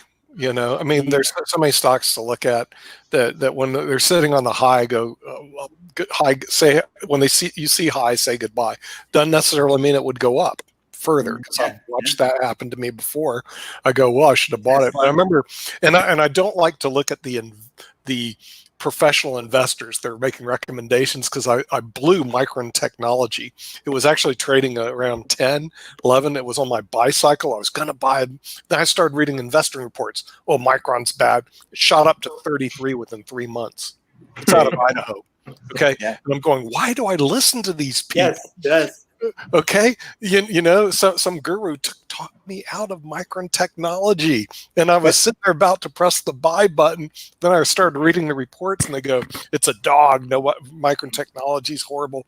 It's a for those who don't know Micron, it's actually, they develop chips, for computers, and it's going to get killed, blah, blah, blah. I read all the reports rather than looking at the fundamentals and saying, yeah, I should have bought Micron. So there it's up and down. Well, who do we have here at 23 a share? What's this? We have company by the name Zynex. I initiated trade for Zynex in my aggressive portfolio. What does Zynex do? What's the fundamentals? They are one of the companies which involved in the development of the drug. Okay. What's the name of the And company? some people believe that they are quite. Oh, you have to scroll advanced down in so there. you can Some see the name people of the say that company. maybe not. Sasha. But this, Ah, There it is, oh, Sinex. Sinex. Zynex Inc. Yeah. Yeah. So it's a small company So like I Sierra Group. initiated trade on that- No Google. dividend, though. Yeah, So you're look, the suggestions about big or small company irrelevant because I'm not going to hold to the stock for the next 5 years. Because first of all, I'm not even sure that I will last for 5 years. First, that's the first reason. The second reason is that I don't believe in any company, whether it is General Electric or Altria. I don't trust any company. I don't trust any materials about this company. I can see only what's happened at this any given moment. And I completely dismiss all the stock analysts and advisors and whoever they are there.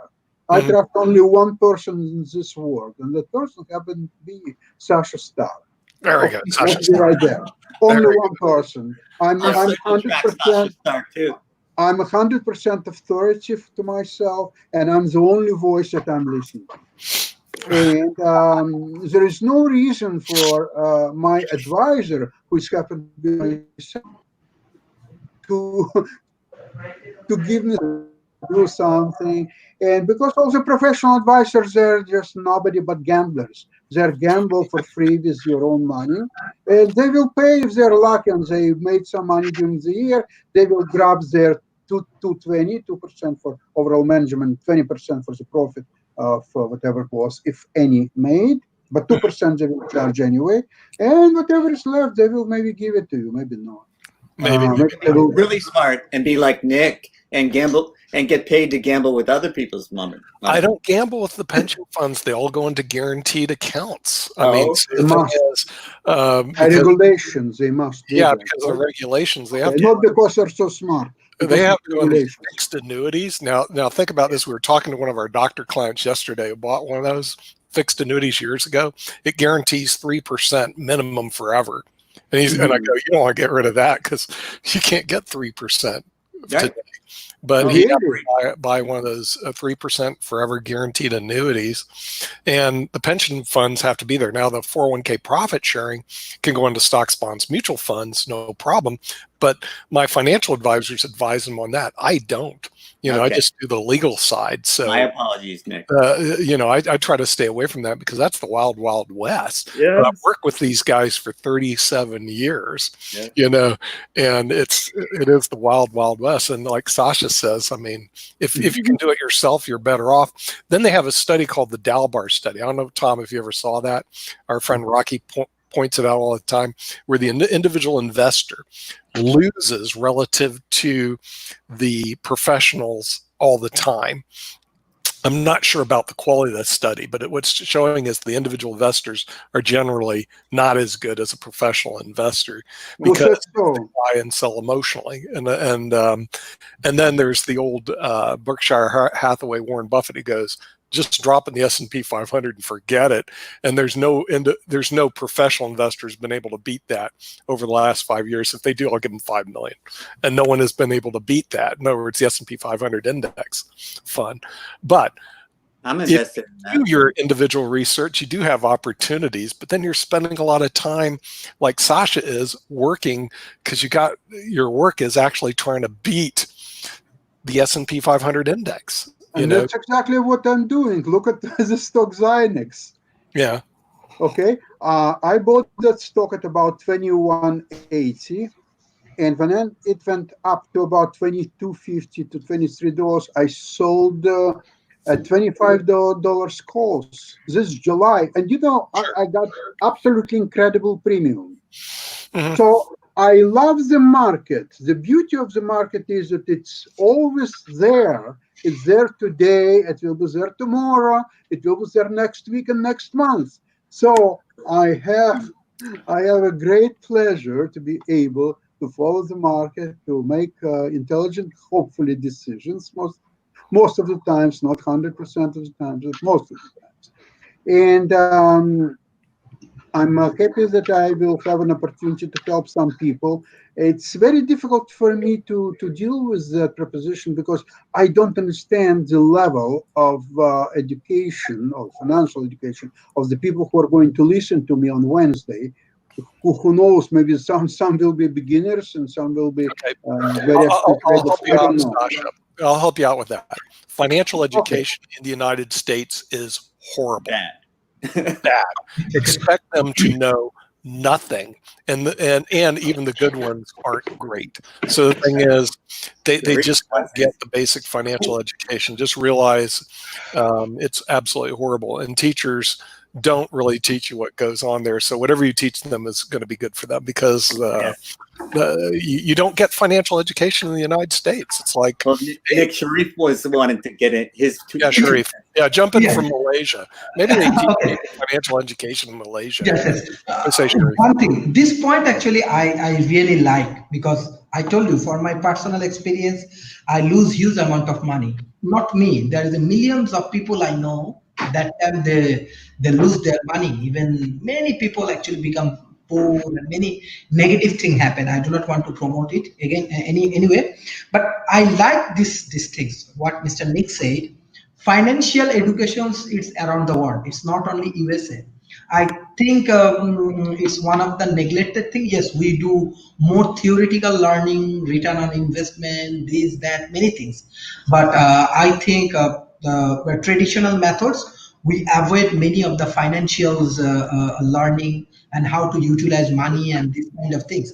So it will be appreciable even in future. I see that IBM TV, I'm really motivated on that particular points to promote these financial educations, because it's actually horrible. I can bring millions of people history. They lose whole of their property only because of lack of these things. And Right. traditional method, traditional education, highly they neglect it. I do not know what reason. Maybe there are something inside the industry like this policy, but I think this is very important, very important. Even in COVID situations, many different situations. So if you have any kind of strategic thing, but I request, like example, let's say IBM TV. Now Malaysian people observe it. Mhm. The Right. Indian people, even Bangladeshi peoples, even many people, they are observing it. If you can integrate it with the culture and different kind of financial point of view, especially culture, I want, because I know you have brilliant mind, you have brilliant analysis, but if you give some sort of market integration, I think it will be very helpful, and your viewers and many people will learn from you. Yeah. Well, what do you mean by cultural? And in terms of financing, investing, how do we reach a culture like Bangladesh? There's also Sharia law, and when it comes to investing, if you know anything about that, in Bellingham, Washington, there was a large mutual fund in Bellingham that invested under Sharia law, so that they would, because they can't invest in some of the garbage that normal people invest in. Do you know anything about Sharia law? No. Actually, I'm in Malaysia. I have a strong integration with Islamic finance, and because of my project and other things are not so difficult. I'm very honest with you. Even in Malaysia, I can share the Malaysian perspective. The Sharia law this is important. Okay, there are Bhumiputra and Muslim community, but I can give you a very good example.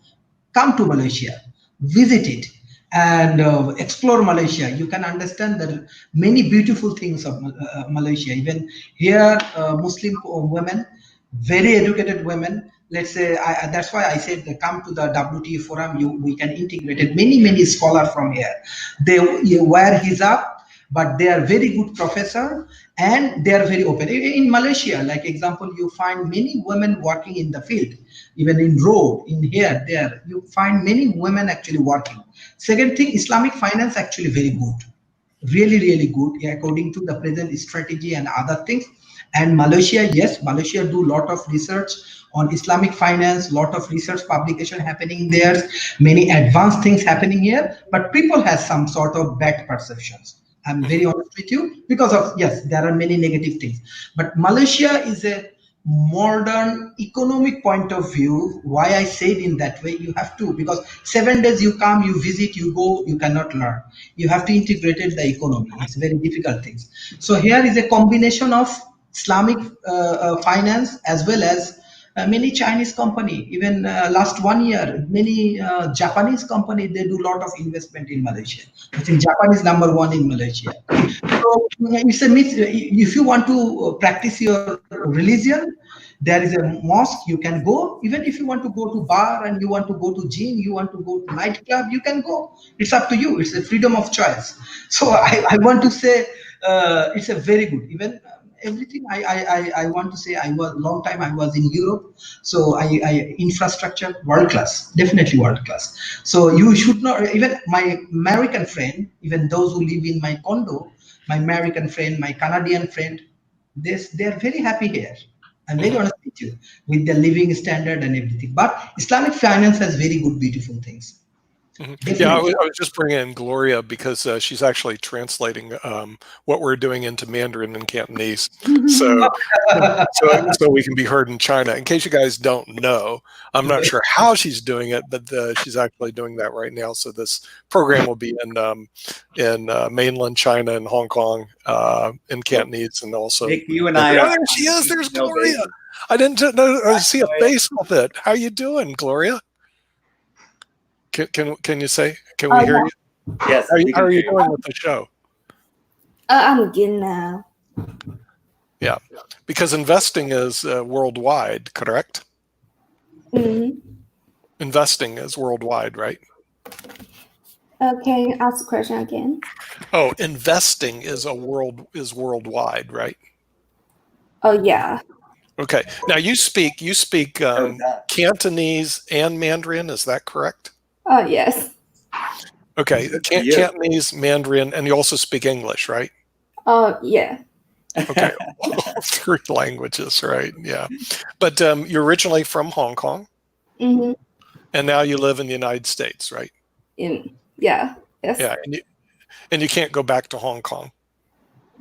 Yes. Now, first the airport is like. Yeah. The airport is not allowing me to Hong Kong. If I can go Hong Kong, I must to like, have 14 days like live in the hotel or just leave me alone in a house in 14 days. Yes. Quarantine. Okay. Okay. So they have quarantine. So our travel has been suppressed a little bit between because you can't go anywhere right now. I mean, basically, just to introduce, yes, Gloria is from Hong Kong, and she's helping us with the translation issues to get into Mandarin. I only know one word. I think it's shishi, right? Shishi. I learned one Mandarin word, I guess. Jim is in Silicon Valley. Alexander is in Canada. Sharif is in Malaysia. And Tom is in the United States of America. We have to have our American that shows up. So, Gloria, where are you now physically? Oh, I'm in California, Fremont. Good for you. How are you physically doing this translation? How are you doing both simultaneously, Mandarin and Cantonese? How can you physically do it? Oh, I'm just like I will first like use my first language, Chinese, like to write a basic like blog, and then to translate to English, because my English is like I need to improve my English, like yeah, me too. we're all working on that. But what Sharif said I thought was very interesting, that investing is worldwide, and that getting investing education is worldwide. Now, Gloria, when you were in Hong Kong, did you take investing classes or financial classes? No. Yeah, I think they don't have these classes, but like in the grade 9, I think grade 10. Yeah, in grade 10, the student will choose their major. Yeah, already. Mm-hmm. And maybe the like econ or business student will learn these classes. Okay. Well, the thing is, we have some experienced investors here who've lost money. That's how you become an experienced investor. Jim has lost money. Sharif has lost money. Tom has lost money. I've lost my. That's how you do an experience. That's true. One thing I want to add, like I think first or second show, Mr. Nick say one thing: do not lose money. This is the first strategy for business. And I do not know what's going on, so I don't know. It's all about Mr. Nick. That's also what Alexander's saying. The first thing to do is to preserve capital. You know, the thing that you don't want to do is lose money. But inevitably, if you get into a lot of trades and you start trading, you're going to end up in situations like I did with Rite Aid and Walgreens Boots Alliance. Okay, I don't know if people remember, but Rite Aid was about to be taken over by Walgreens. Okay, so I loaded up with Rite Aid stock because there was a differential. There's the spread between that and the takeover price. So it was like the takeover price was like $10 a share, and it was being sold at like $9.50. The 50 cents a share was your market risk. So I just loaded up at $9.50, waiting for it to be, acquired. Acquired. Right, and I did that successfully with the Apollo Group when it was taken over. So I was going, well, this is just free money. I'll sit and wait until the merger goes through, and I'll cash in all my Rite Aid stock. Well, the Federal Antitrust Division got in, like no kidding, and disallowed Rite Aid to be bought by Walgreens. And I was going like, oh, you got to be kidding! That stock went, and I went with it. Whoa! Like the roller coaster. But I just made a lot of money on the Apollo Group trade. So I thought, well, this is easy money again. There is no easy money in the market. The antitrust group goes whack. So all of a sudden you can get hit sideways by something that, and then I bailed out because Rite Aid was a dog. I don't even know where it's trading at right now. I'm not into Rite Aid anymore. But 1253. Oh Lord, I should have stayed. You know, this highly recommended today. Come on, Tom. See, I bailed out. I think I bought at 9. I bailed out at 6. If I held, and this is the sad part. You would have if I just doubled your money for a couple of years. It'd be 12, and I would have doubled the money. You know, but I moved my capital elsewhere for other opportunities. But Nick, I like you did not make my day. $12 a share? Are you kidding me? That dog is at 12 a share now. Don't look back. Don't look back. Wow, that's even above the acquisition price. Are you kidding me? There's one interesting observation I'd like to make. When Sharif told about the phenomenon of worldwide investing and it's invest anywhere, he mentioned about opportunity to come to Malaysia and experience, among other things, beautiful Malaysian women. My question is this. There are also very beautiful women in Russia, for example, or Ukraine, but they're very expensive. Would you please elaborate on that? Sasha, what do you mean very expensive? What are you talking about?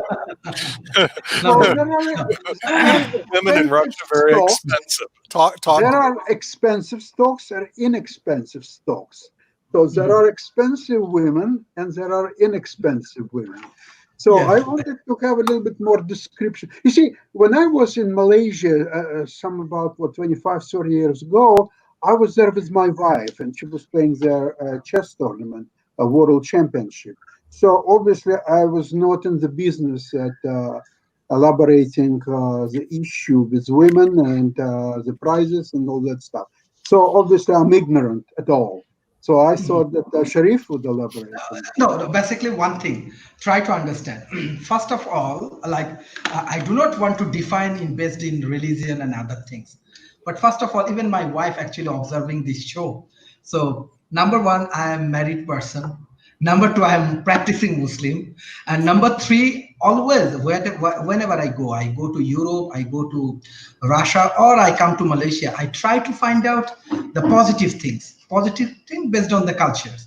So in Malaysia, actually, I find a very good professor. Let's say you can see this World Talent Economy Forum, many talented sports professors come, Dr. Rajiana Kashim. So actually, even I'm family-wise, I getting a lot of support from them. They are Muslim, they are very good scholars, and they are caring. So this is the things. many negative things happening in the society. Why don't we focus on the good things? If we think everything in positive and we find out the positive things, so we can develop our own society and own family, it will be very helpful. And second important thing, I have a question to Mr. Nick actually. Like, I'm very interested about that, because I saw that when I see in Facebook, like he's a professor in university, he teaching in university. Actually, what he teach law, he teach investment, he teach media. Actually, what he's a diversified knowledge he has. I play chess. Yes, chess. So actually, yeah. That's what So these two guys over here do too. yeah. Okay. Jim So is a chess player. He's a FIDE master, and Sasha is like a master player expert. And they both run chess programs on IBM TV. Yeah. Pretty yeah. good ones. Matter But of fact, I don't have as many Alexander degrees Graham- behind my name as Tom does. no one has Jim, I will just tell you that all those initials just mean that I care. There you go. I want to understand. You get an education, you understand things. Sasha, I wanted to say one thing to you about investor education.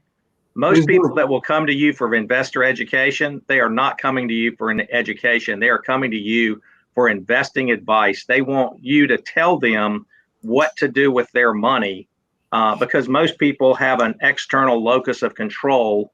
You are willing to put in the time, the hours, to study, to work, to determine what is a good investment.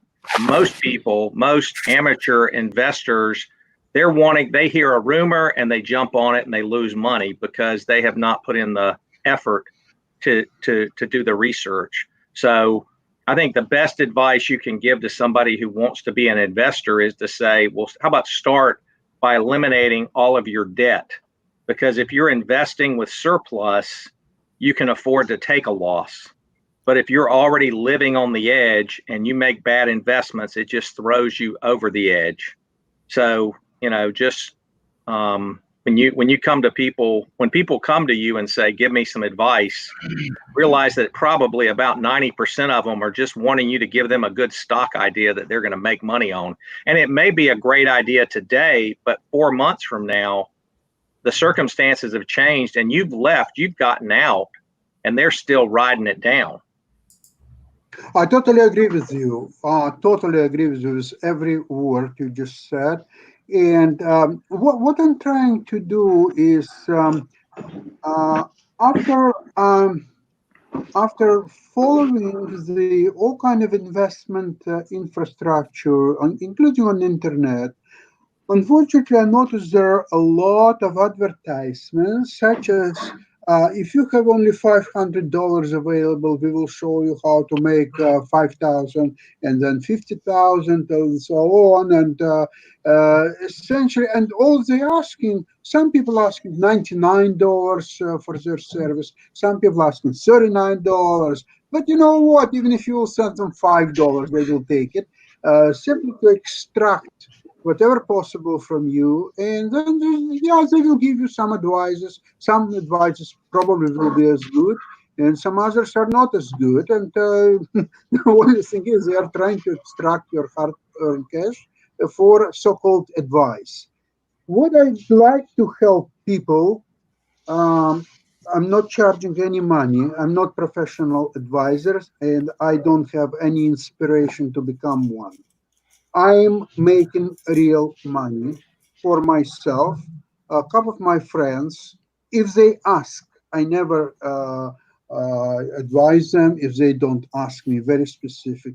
And basically, all my advice is based on the stocks that I'm presently either buying or own, and they're in play. I don't look for any special advice for them outside of my expertise with the old stocks, what I'm doing now. So if that will help people, I hope it will. I will try to make it as entertaining as possible with reference to all useful materials such as books and other materials. So hopefully the program will be entertaining enough, even if people are not going to buy that stocks right away and make any money. Alexander, when is the investing show? What day and what time is that? Okay, we are planning for this coming Wednesday at 1 o'clock. Wednesday at 1 o'clock Eastern time, right? Yeah, that's right. Okay. Yeah, I'm gonna put it in my calendar because I wanted to respond to what Wednesday you just said because I'm not as sophisticated an investor as Sasha, and I'm not even as good a gambler as Sasha is. But I always invest or gamble with discretionary income, with discretionary money, so I can afford to lose it, and never get involved in investing with money you cannot afford to lose. Never get involved, never gamble with money that you cannot afford to lose. So I think your comment was right on, and we need to always keep that in mind. People cannot do these things if they can't afford to lose, because there are winners and there are losers. And if you are in a position where you cannot afford to lose this money and you lose it, what are you left with? I'd like to elaborate on something, what you just said. I'm not in a position, and not trying to be in a position to prevent people do whatever they think. Actually, like I'm not a teacher in the kindergarten and trying to educate my children. No, that's not what I try to do.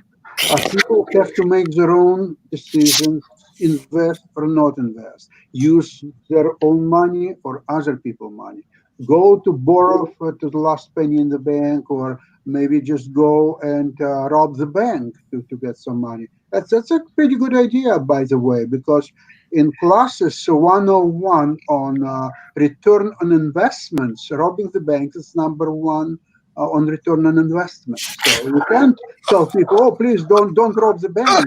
This is a very, very bad idea. No, it's number one return on investment very high. Okay, it's illegal. You may end up in jail, but it doesn't risk change. is high too, right?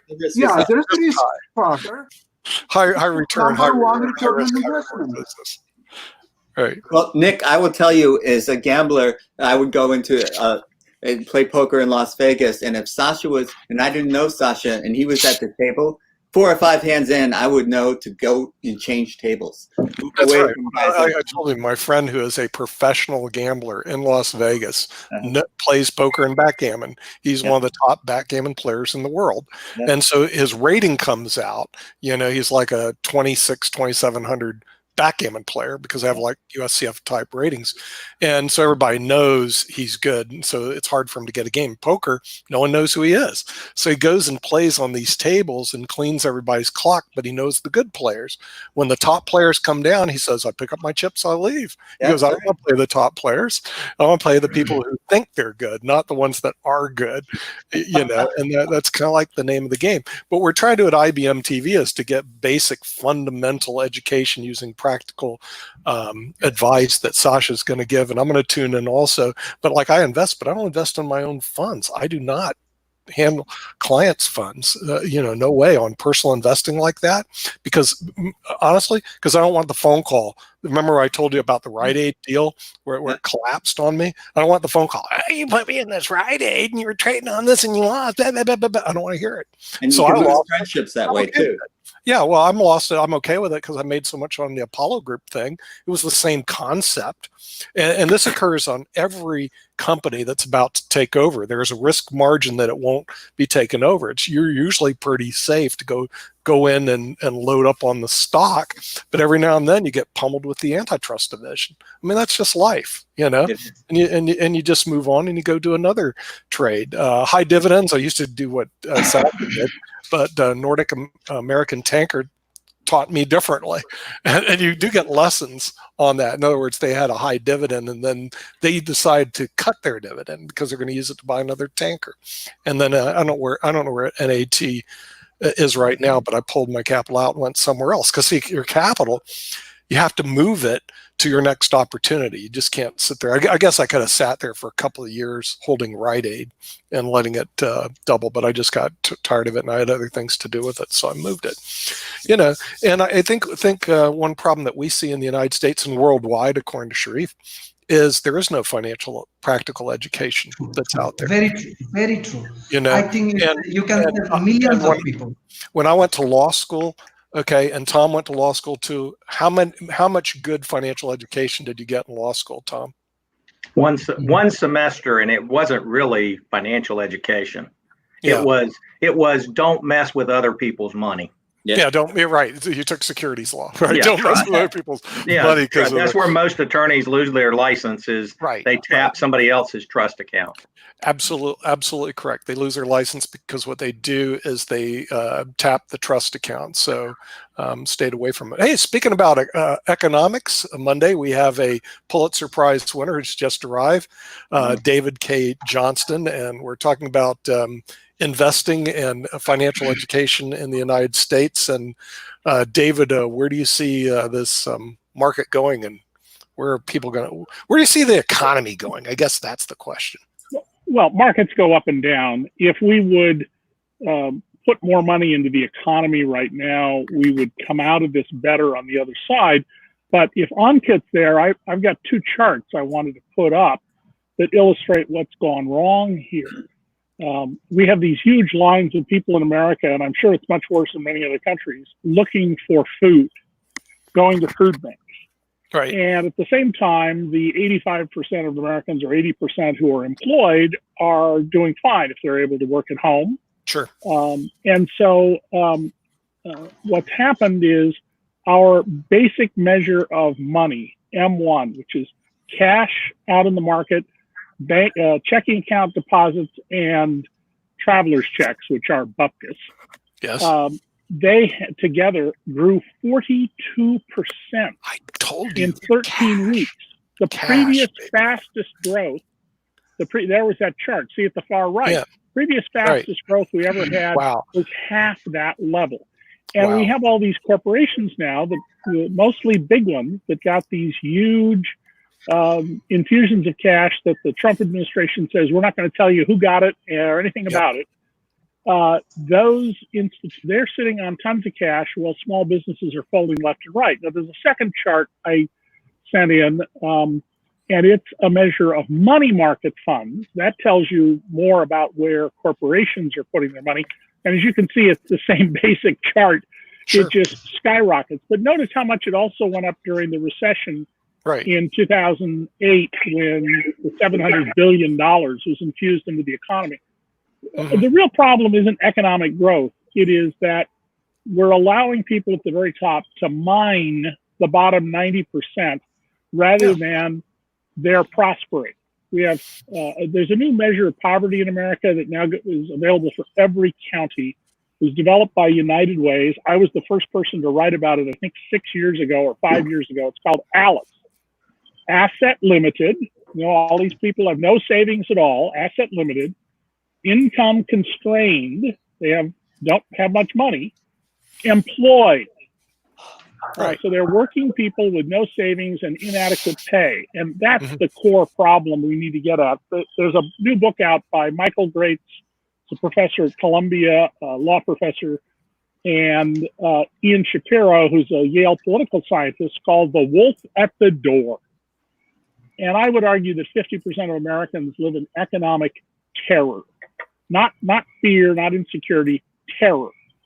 And even before the pandemic. And if we would address that, raise wages, whether through unions or a similar mechanism, and focus on what Adam Smith taught us, that if the majority of people benefit from a policy, it must be a good policy, we would have better economic recovery and better, more stable stock market going forward. Yeah. Okay. Yeah, for those of people who don't know, David K. Johnston, he's a Pulitzer Prize winner from the New York Times, wrote a book called Perfectly Legal, which was one of my favorite books.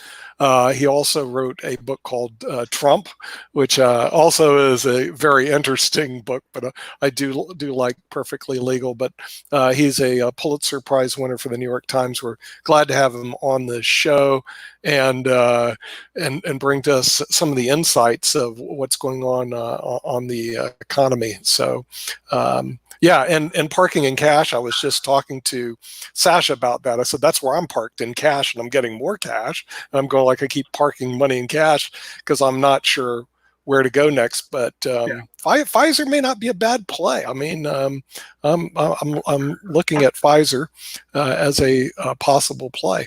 So not a bad place to park some funds. Well, Hey, Nick, I was thinking myself that we believed in this voodoo economics of trickle down wealth, and now we're in this idea of health will trickle down too, and I don't believe in either. And if the 1% is healthy, their health will not trickle down to the rest of us. And if we do not have the income, as David is pointing out, to take care of ourselves, if we live in financial terror, then I have to go out and get groceries, and I have to do certain things to feed my family. So I expose myself that a way 1%er does not have to. Well, let me just make one point about the 1% issue. Half of the 1%, the bottom half of the 1%, are overwhelmingly two-income couples who have high incomes but have surprisingly small amounts of assets. It's a doctor married to a lawyer, an executive married to an accounting firm partner.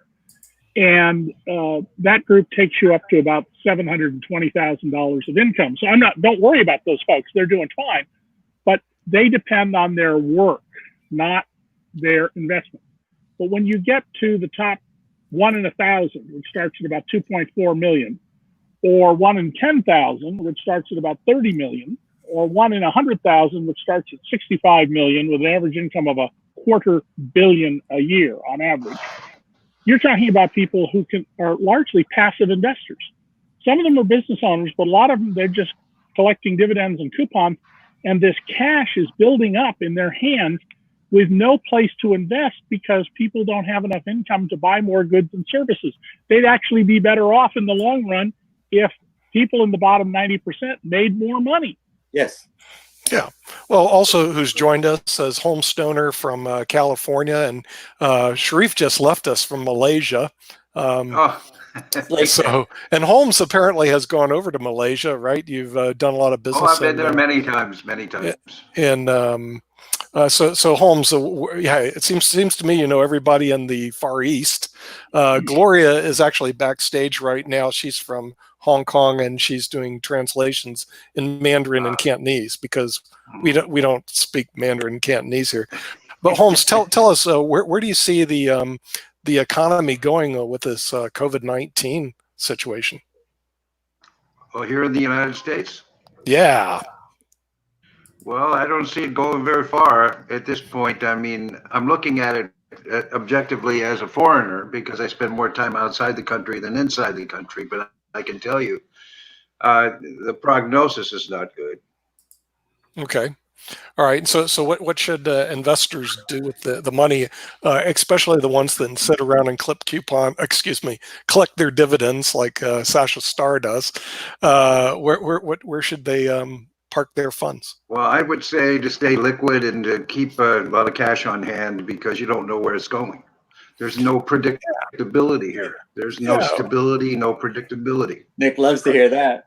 Yeah, well, that's what I did. I already told that. But Sasha has given me some ideas with Pfizer and the Altera Group, which is former Philip Morris, as a possible to park the funds. Now, David, your arguments are that the bottom 50%, and that's the data I read, the bottom 50% have a negative net worth in the United States. Is that what you're looking at right now? How do they invest with a negative net worth? Well, they don't. I mean, the bottom 50% are people who have no savings, but not even emergency savings. 40% of Americans say they couldn't come up with $400 for an emergency repair. An emergency repair in your car could be $6,000, or they need to get a new car so that you can get to work. So this concept of ALICE, asset limited, income constrained, but employed, is, I think, very good. And it shows that for urban areas like the whole Boswash corridor from Boston down to Washington, a family of 4 needs about $60,000 in income not to be in poverty. I've spoken with a number of families who are in the very high 5 figures in gross pay, $80,000, $90,000, and they tell me about how they're struggling. And I go through their budgets with them, and there's a few things you could point to. They take the kids out to eat perhaps more often than is wise, for example. but they're also working 2 jobs or 3 jobs or 4 jobs. So they're rather constrained. And I think this issue of raising wages is crucial if we're going to improve this. And let me just give you one number to think about. When you adjust for inflation from 1969 to 2018, so almost a half a century, the average income of the bottom 90% of Americans went up by $218 a year. Not that you'd notice, less than $1 a day more in pay every day you go to work. And that's gross pre-tax income. Half a century, and 90% of Americans essentially are where they were. And by the way, because we increased payroll taxes, they're actually worse off. The increases in payroll taxes, even with the earned income tax credit, take back, and they are worse off. Well, the people in the top 10th of 1%, 100th of 1%, 10,000th of the society, those people's taxes, and I've done charts and graphs about this in various pieces, and they've just fallen dramatically. They've fallen at the very top by more than half. Yeah. Their tax rates. Right. I call that going broke safely.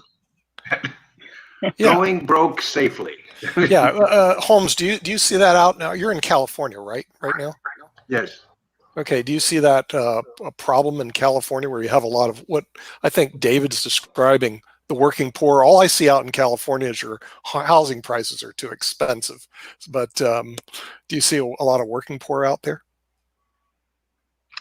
Oh yeah. I mean, basically, what you have here is a drama, a lot of drama between the classes, in the fact that I live here at the beach in a high rise. It's one of the most, one of the highest areas in the region, and I can look out the window and see homeless. The class distinction is beyond belief here. The fact of the matter is that the West Coast is so different than the East Coast in the fact that I was born and raised in the East Coast, and I grew up in the West Coast, and there is a definite difference in cultures. It's like 2 different countries.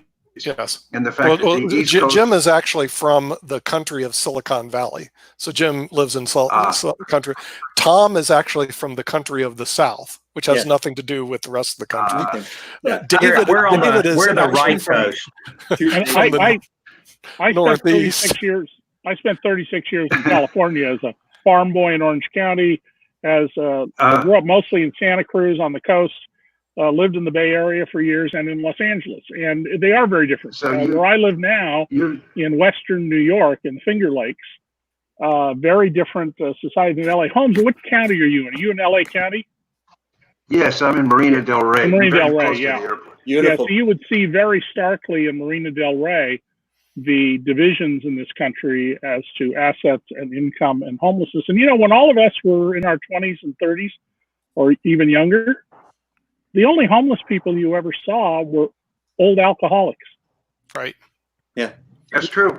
I never saw homeless people until 4 or 5 years ago. Then it just started to mushroom.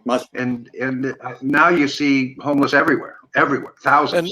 In fact, in front of the VA hospital, the Veterans Hospital over here has over 1,000 homeless veterans sleeping in the park right in front of the place. Yeah, Sasha is from Russia and lives in Canada.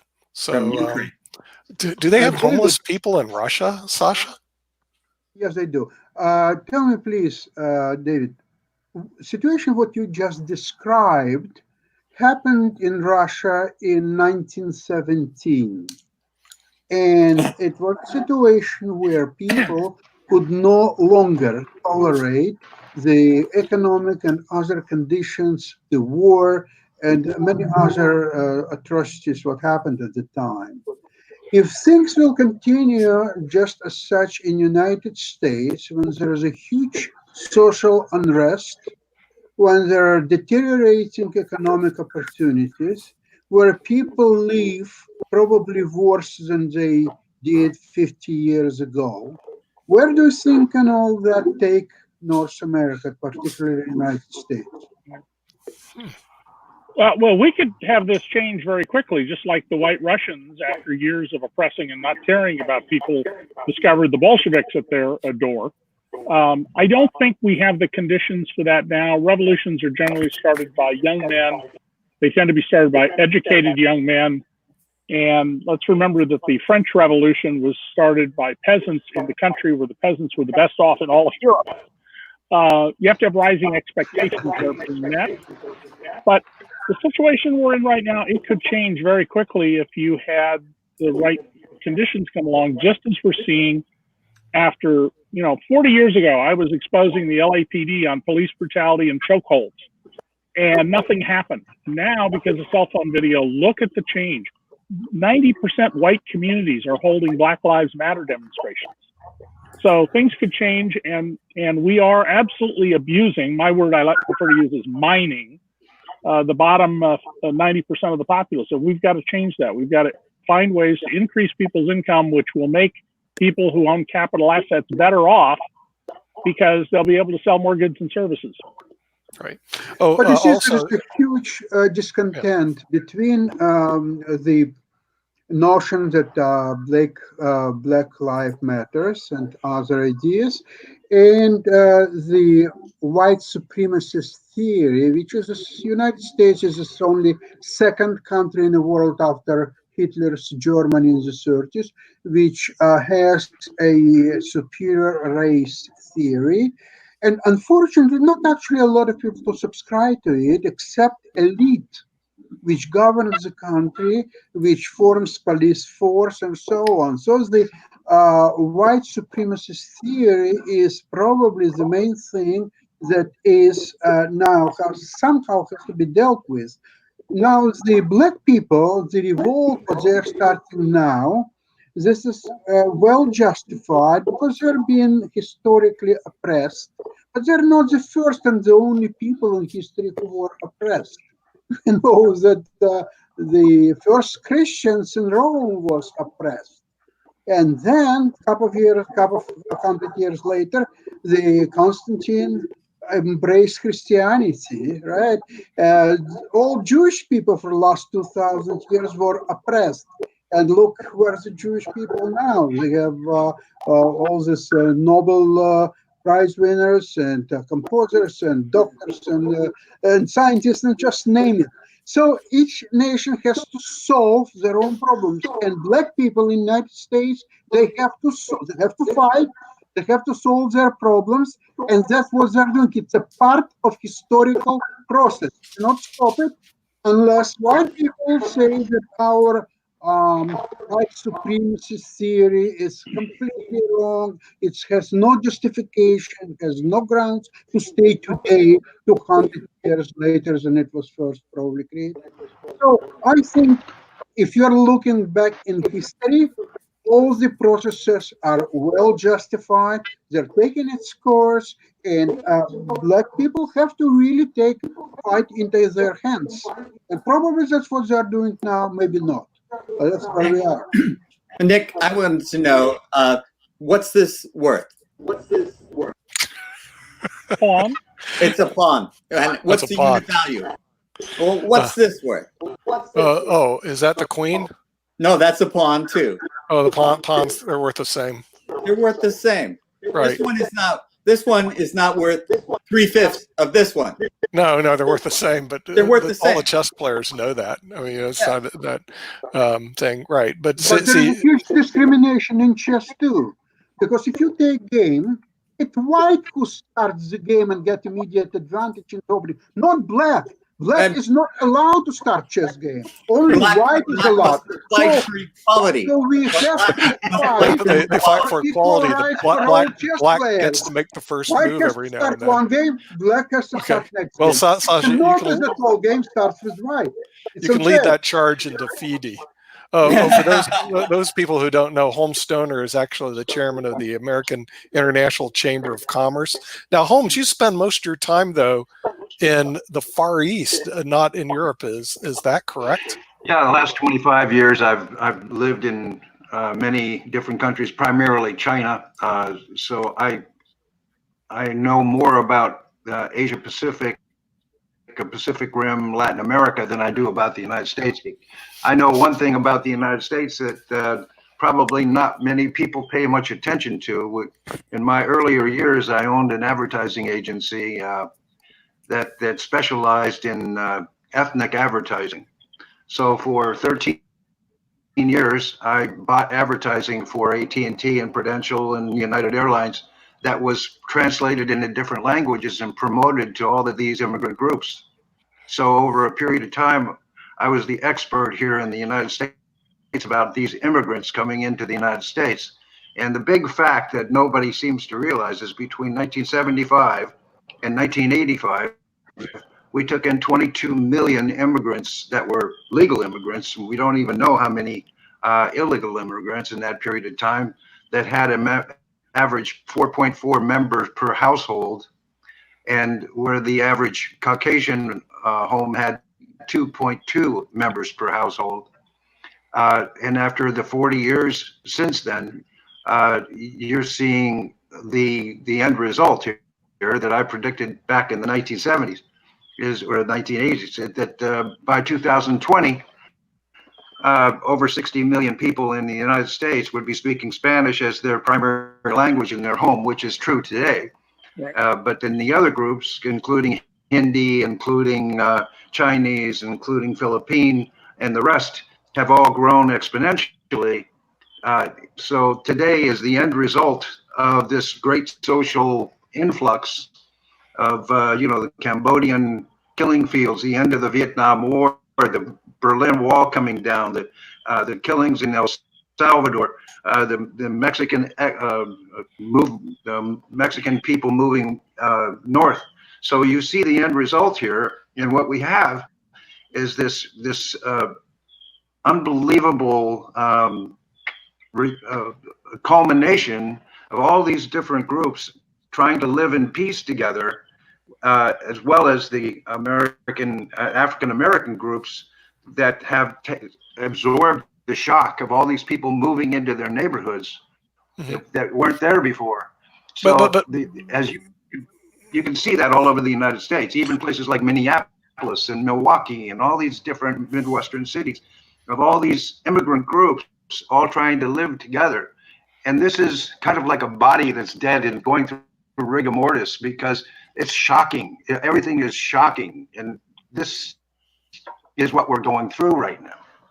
Yeah, but isn't this traditional? I mean, years ago it was, rather than people from Mexico or from the Far East. But didn't we have the Italian? 22 million people. Yeah, but didn't we have the Italian immigrants? We had the German immigrants. We had the not those kinds of numbers. Irish. Yeah, oh yeah. Not those kinds of numbers. The numbers.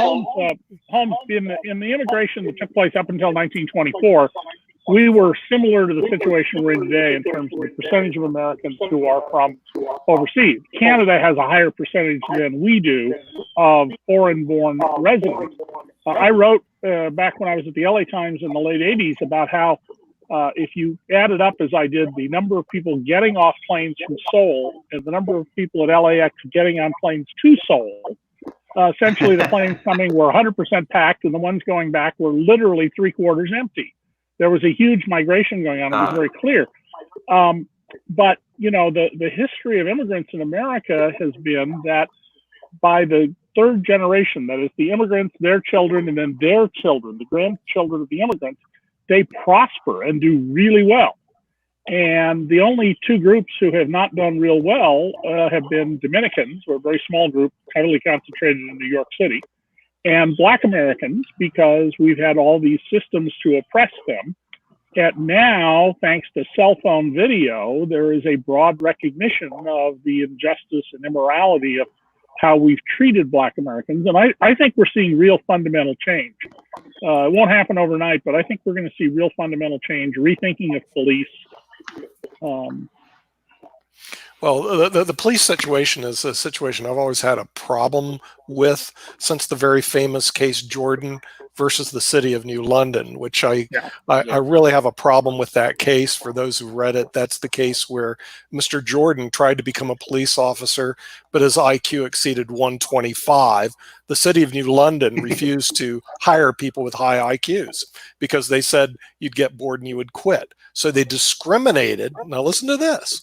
they discriminated against people with high IQs. For you high IQ people out there, you were not allowed to work at the police force. Well, you would think that that would be unconstitutional, except the Second Circuit Court of Appeals affirmed it, and it is now the law of the land because it was not challenged in any other jurisdiction.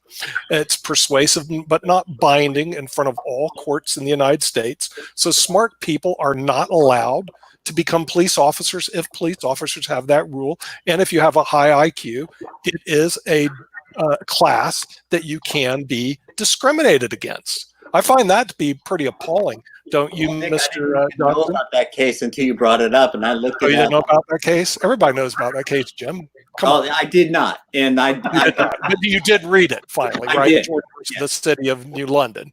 Yes. Okay, and that didn't take place in the 18th century. Well, wasn't that like a 1990 case?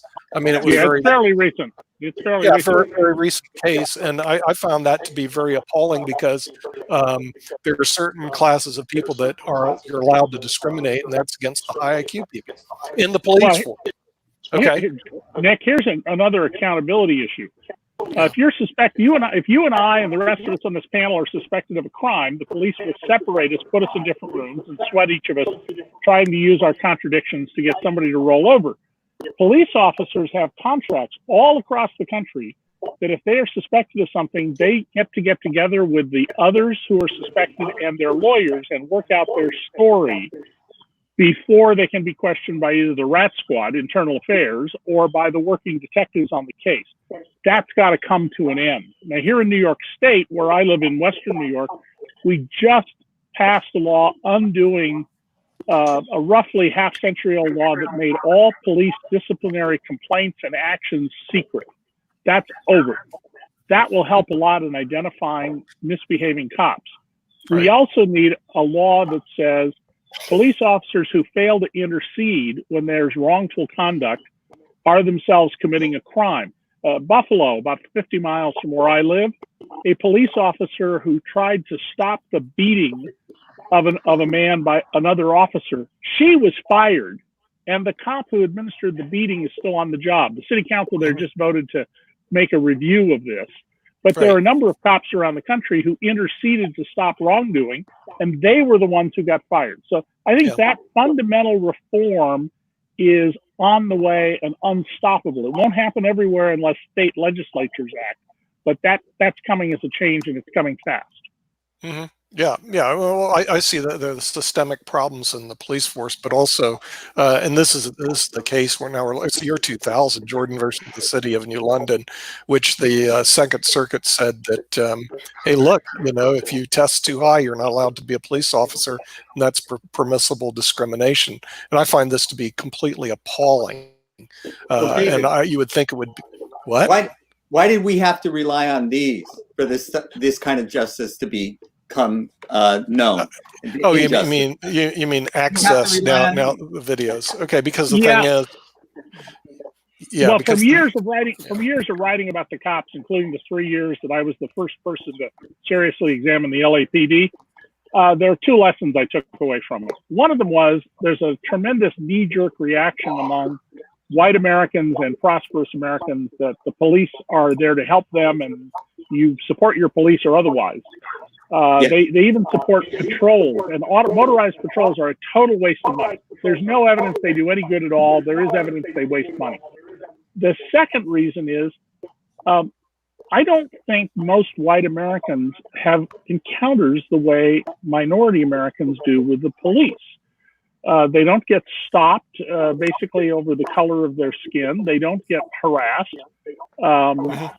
Very few of them would experience the non-statutory but severely punished crime known among cops as contempt of cops, the penalty for which can be death. Yes. And so they don't have an experiential world that makes them see what's going on. And that's why these cell phone videos, remember the first real killer cell phone video was almost 10 years ago, was Mike Slaughter, the police officer in South Carolina, shooting a man in the back 15 times and then filing a report saying he was the one under assault. He's now in prison for the rest of his life, where he deserves to be. But these cell phone videos, more and more of them are coming out of misconduct, and I think that's what's happening. They are Gandhi said, there's something in human nature that most of us are offended by and touched by injustice when we see it in a way we can't deny it. 8 minutes and 46 seconds, that's undeniable. We watched a man murdered right in front of our eyes. Correct. And it has now woken people up in a way nothing before did. Right. Also, one of the things we wrote about at DC Report, these demonstrations are not taking place in the oppressed communities. This isn't the Rodney King riot in South Central LA where people burned their own neighborhood. In Watts. They're taking place on the west side of LA on Fairfax. They're taking place in Manhattan. Right. They're taking place right in across the street from, downtown Philly. They were right across the street from me. Yeah. Marina Del Rey. Right. Yeah. Marina Del Rey. Yeah. And in Chicago, just north of the Loop, not in the poor neighborhoods on the south side where I lived at one time.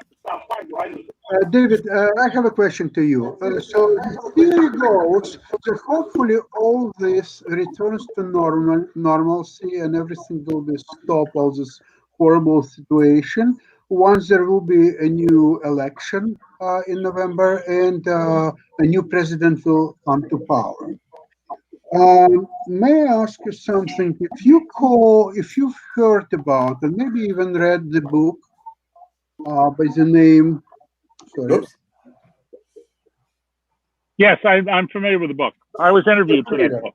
Okay, if you're familiar with this book, then you know that there is almost $1 trillion ready of this dark money, so-called, ready to come and play at election time to prop up Trump and Republican Party. How most people are not aware of it, and most people don't care or don't know about that, but it's a huge factor in the election. So it's essentially what she's writing about, there's no such thing as election because of the dark money, which equal to what Democrats and Republicans are going to spend anyway. But there is a third force, right? Dark money, which obviously is on the side of the Republicans. So Republicans, right from the get-go, they have twice as much capital available to them. How are Democrats in the world even dreaming about winning elections? So, first of all, after Watergate, we had campaign finance reforms. I wrote about them at the time. They backfired. They didn't work. And the U.S. Supreme Court made it worse by equating dollars with free speech. Citizens United. Citizens United. Yes, well, that's just the most recent. There was Valeo and Buckley and other decisions before that. But Citizens United is the worst. And the Supreme Court, by equating dollars with free speech, had basically turned us into an oligarchy rather than a democracy.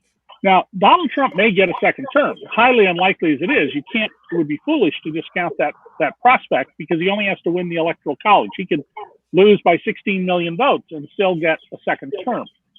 But this problem of money has to be addressed in a very serious way. We don't have 50 years to fight this through the courts again. We need to have statutory changes about it. I've long argued for the following. Every person running for office holder or challenger should be given a budget from the taxpayers because it would allow us to see how well they handle the money we give them. And the budgets aren't going to be the same everywhere. Running for a congressional district in Iowa is going to cost a lot less than running for one in metropolitan New York, Los Angeles, or Chicago. Secondly, we need to go to paper ballots. Canada mostly has paper ballots. These voting machines not only are easy to cheat with and to rig, but there are at least 3 courts in the United States, and I think it's Texas, Tennessee, and West Virginia, which have ruled that the right of the software company owners to keep their software confidential, proprietary, trumps the public's right to audit the vote. That's outrageous, and it's got to be stopped. And the answer to that is, with RFD technology, we can trace paper ballots and stop ballot stuffing, and we need to go to paper ballots. But dark money's got to be gotten out of this. We need to fundamentally reform voting too. Remember, Tuesday voting in America was designed to make sure that working class people didn't vote. You shouldn't have to do it on Tuesday. You should have multiple days with the option to vote, and you shouldn't have to show up in person. Oregon, Washington, and Donald Trump and his children all have voted by mail.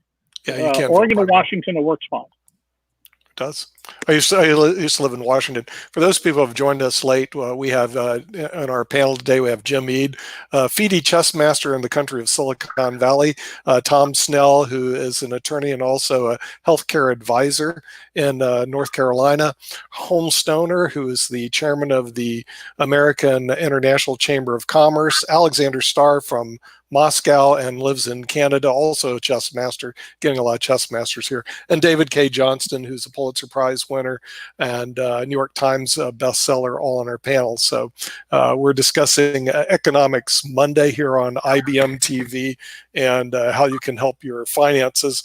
But unfortunately, we do know that half the people in America, and this has bothered me, can't come up with $400. Okay, with that in mind, when the government sent them a check for $1,200, did they not triple their net worth overnight, David K. Johnson? They tripled their net worth overnight. What do you say? Spent I got to get them back on. Yeah, except they spent the money very, very rapidly.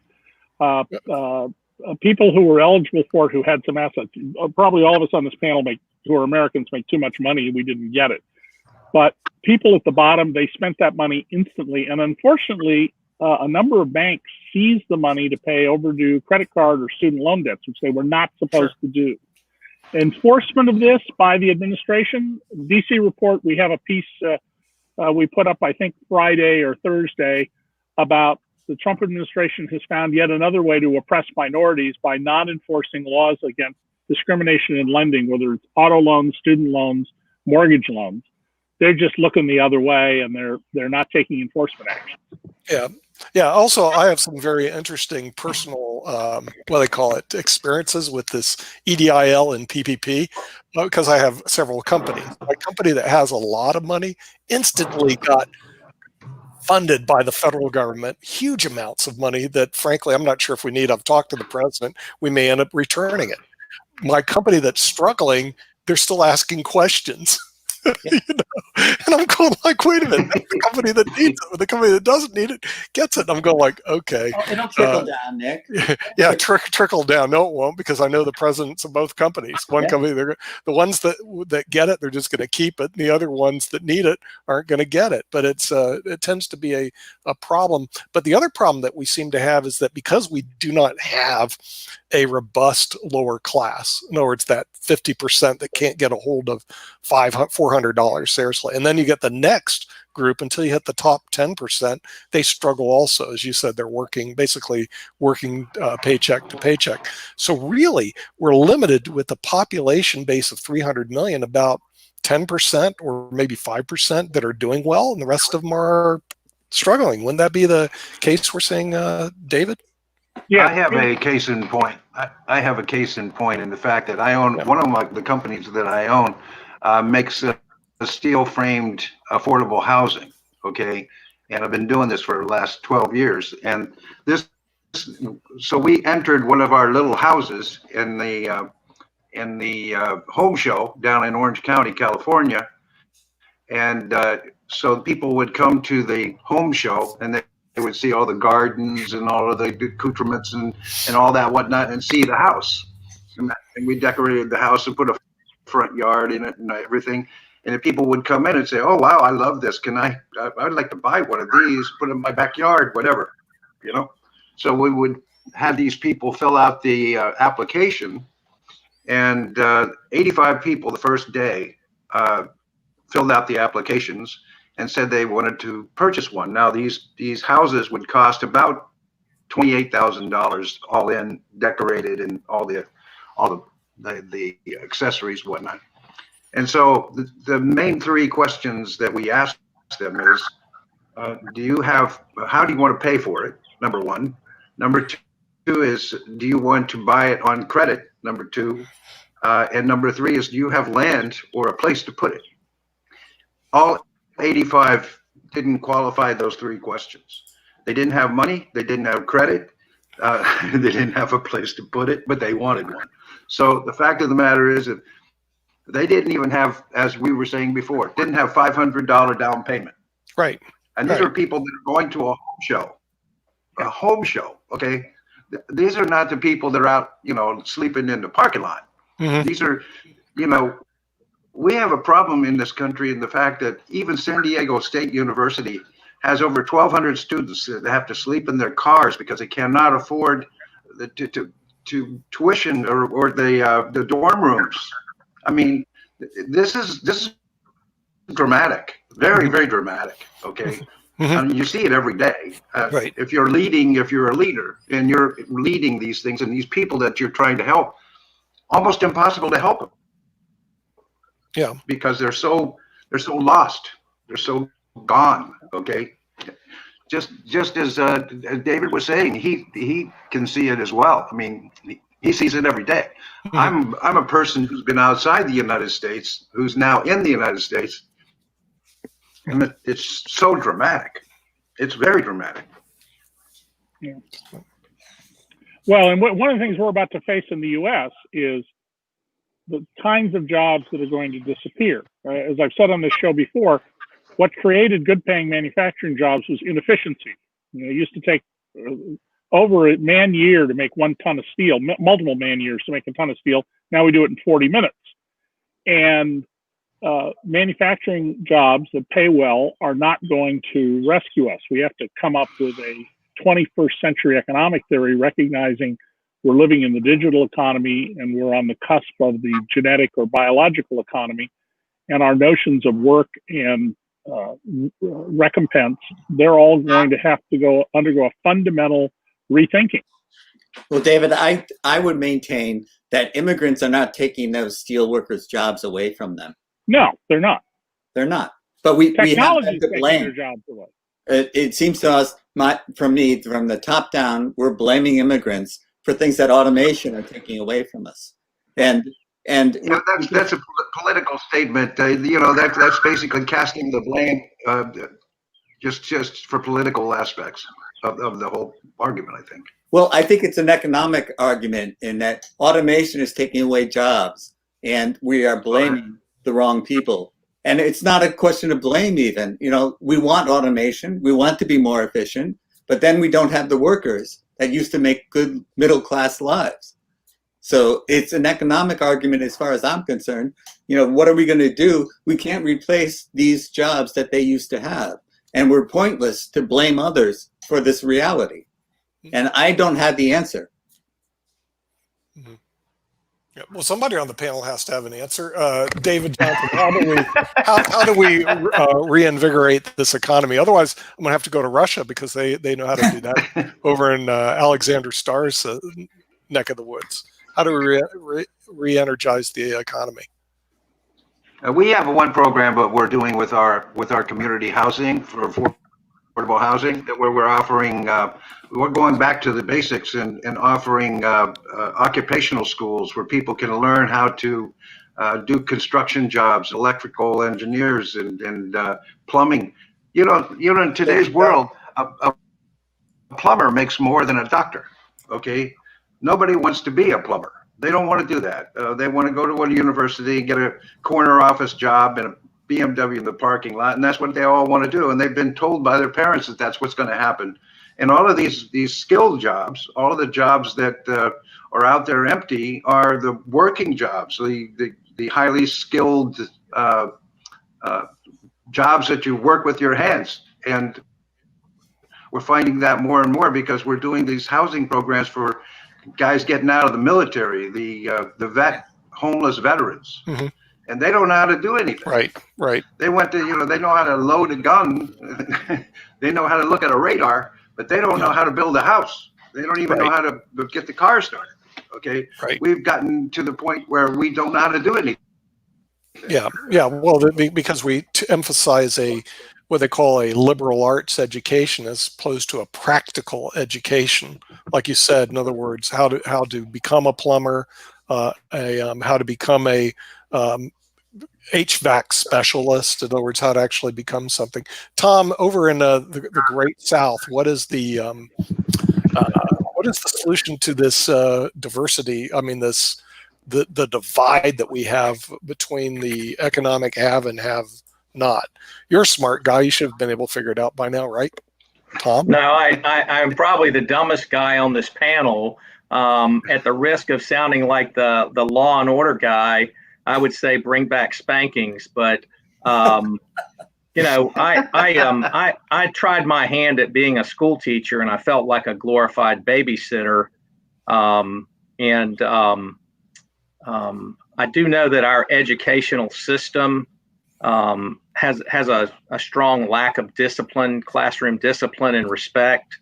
And I do think that any person, black or white, poor or rich, if they would go to a technical college and learn a trade like plumbing, electrical. Got one of my best friends owns an electrical company. He can't find people that understand electricity, but he could actually teach them on the job training. He just can't find people that have any sense of work ethic. So, did you take Electricity 101 when you were in high school, Tom? No, I didn't. I took music and home economics and typing and English and math. Did you take HVAC 101, the heating, air conditioning? No. Did you take drywall and how to put up a building 101? No, but I did load trucks for roadway trucking when I was in college. Right. And in 1980, I was being paid $12.53 an hour to load trucks and was wondering, why the hell am I going to college? This is good money. Because a lot of time, I mean, I was a casual weekend laborer. They called me in when they got overwhelmed. And a lot of times I had to work extra hours and I was being paid time and a half. Wow. But I got out of school. I paid back my student loans. I took a job that I didn't particularly like. And I realized I don't want to do that for a living. And so I went and found me another job that I didn't know a whole lot about, but I found a mentor. Right. And, you know, I am an avid Trump supporter. I make no apology for that. I think this influx of 22 million immigrants into our country is part of the backlash that has made Trump popular. You can call him a nationalist, but you know, at some point you say that's enough. Let's regroup. Let's integrate these people so that they're in our country and their first language becomes English because they are part of America. I mean, I grew up in Southeast Asia. I spent 10 years in Korea. I spent 4 years in Indonesia. I've seen poverty at its worst. I would much rather live in this country than anywhere in the world. Not that there are not be maybe better places, but you know, I hear a lot of blame on Trump, but Trump's been in office for 3 or 3.5 years. And all the people that are preaching that Trump is the evil, that, you know, they've been controlling things for the last, you know, 2 generations. So, you know, I think we got to have an honest conversation and quit the blame game and start trying to figure out, okay, we are the melting pot of the world. Quit saying we hate the rest of the world. We brought in, what did you say, Holmes? 22 million people from 22 million. That was the legal count. We don't know how many the illegal count. Yeah, well, let's say we have 23 million then. Okay, you know, I think it'd be a lot higher than that. Yeah, but you know, I mean, America's got a lot going for it. I don't think we're on the cusp of collapse, but you know, remember it. How many few years did it take Venezuela, one of the richest nations in the world, to just go into the tank? You know, you got all this money chasing in our economy. Why aren't we seeing inflation? You know, there are huge financial forces at work that are keeping us from going into inflation. But if those change in small ways, we could have inflation where you know, so what if you start paying everybody $15 an hour? All right, well, do you just raise the floor? I mean, that's not a solution. If you can't teach people how to be respectful and how to work hard and take care of their family, you know, this country is not going to ever be prosperous by the government being in charge of everything. I'm probably a little bit more of a libertarian than I am a Republican, but you know, I like a lot of things that the Republican Party's saying now, the respect for life, the respect for law and order, the respect for nationalism. I don't think nationalism's a bad word. Well, Tom, I think we need to focus on the needs of the people, though. And I think that that has been ignored for many years. And like you said, let's stop pointing fingers and start finding solutions. And I think that's the problem.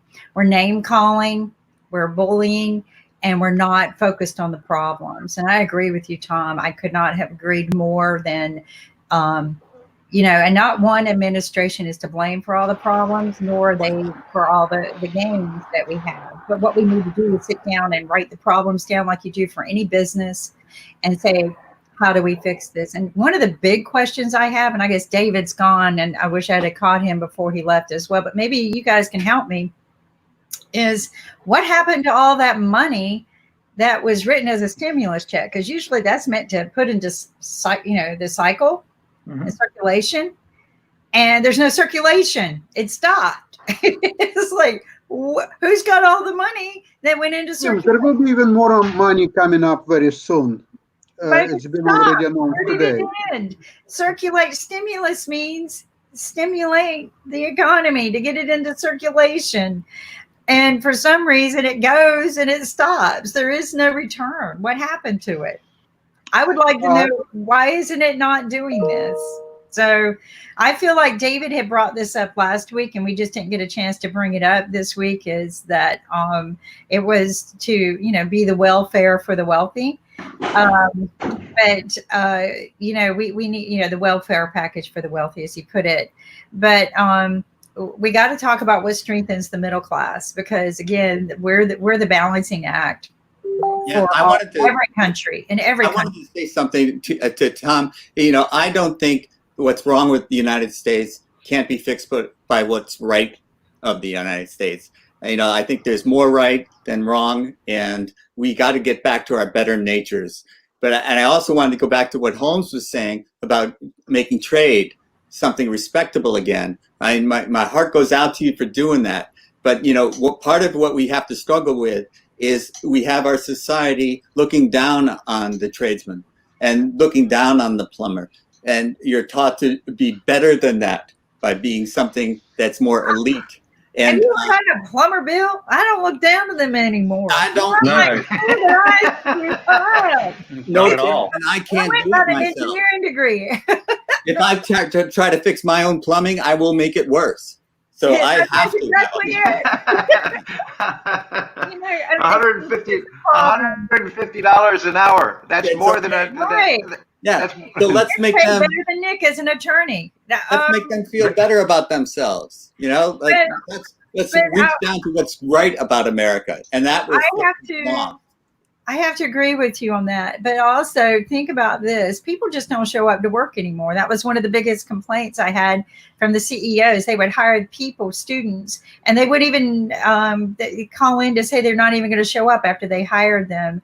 And the only reason why Nick kept me is I kept showing up. Yeah, there is something to be said not for his that. first pick. I love you, Nick. But and he'll say, no, but I kept showing up. Yeah. Every time he, you know, and I was just always there because I wanted to learn more.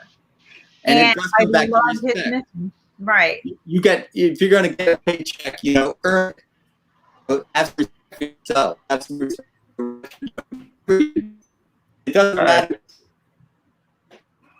Exactly. We have to take a look at that a lot of the people just are not showing up when they're and they're not reliable. We have a huge problem in our this generation coming out that they'll text, maybe even text you, hey, I didn't really like the job. They text you, I didn't like the job, I'm not coming back. And I didn't get that text. These are complaints from CEOs that I have worked with.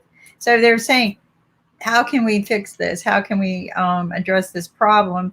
Because they're not getting the reliable resources and labor they need. And nobody wants to work. I heard your story about working for $12 an hour. Back in those years, I would have given anything to make $12 an hour, but I was a woman and I was lucky to make $5 or $6 an hour. So, and I took it. But I agree with you. It's like that was the UPS made the best paying job. How many people did you? I mean, I went to college with a lot of people that got jobs at UPS and never left. Right. Back in 1984, they retired comfortably.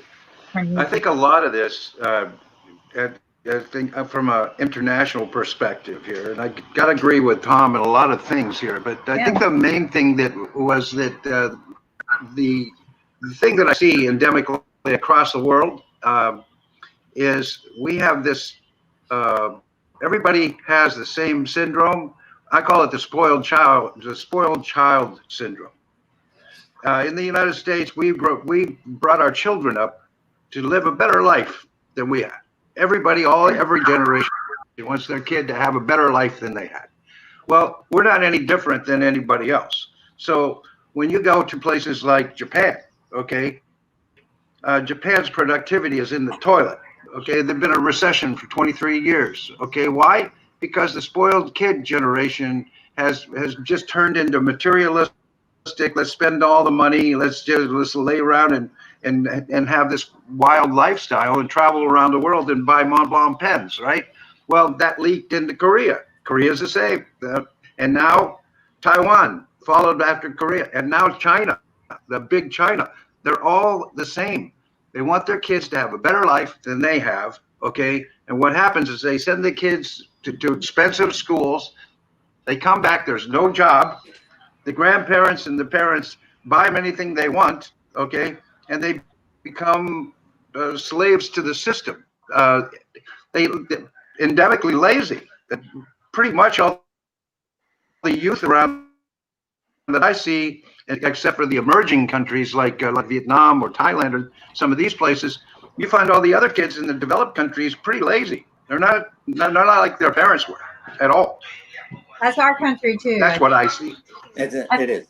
I think, but I don't think it's every kid and every person. I think no, it's not every kid, but I'm just saying generally speaking. In general, and that's the problem I had in finding good talent. Was finding people who were willing to work for the wages that they were getting. So, and good afternoon, Jeff, and welcome to our panel today. How are you doing? Jeff comes to us all the way from Illinois. I'm doing great. Jeff. Thank you for having me. Yeah, how are things going there in the Illinois area? Well, it depends on what dimension we're talking about, right? We're seeing some good news in terms of declines in new COVID cases, so that's a positive. And economy is very slowly starting to open back up here. People are getting back out to restaurants, sitting outside now that the weather's nice, things like that. So, there's some positive signs.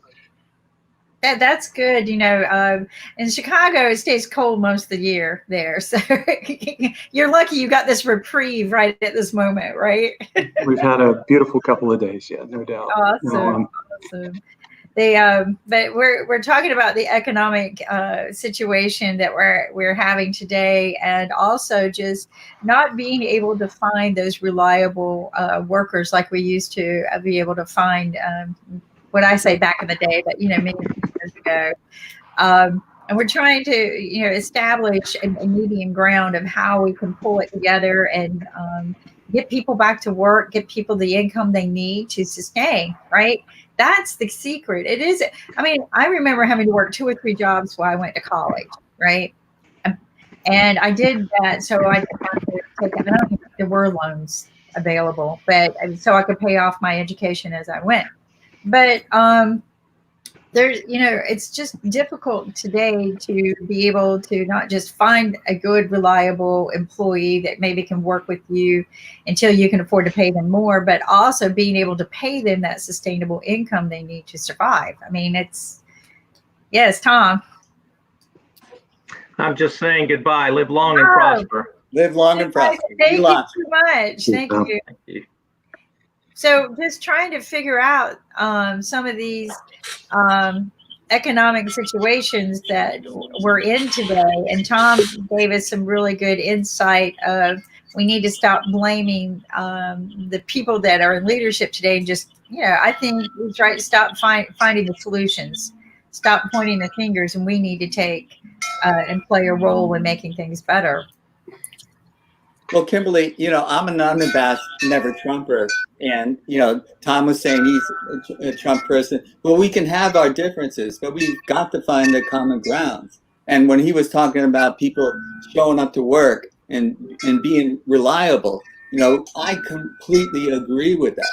So we can have our differences, but we all have to pull our oars in the same direction if we're going to make progress. So, I just think that we got to get out of the blame game. We got to get out of blaming other things for things that we are not doing for ourselves. I couldn't agree. Jeff, what do you see coming out of the university there with some of the students going out looking for a job, some of the employers, what they're asking for?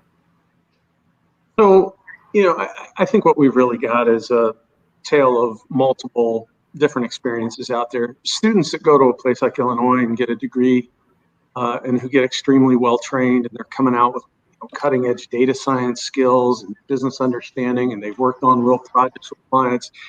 Those folks are in very high demand. And that's why, at least going into this most recent recession caused by pandemic, we were having 99% job placement 3 months out.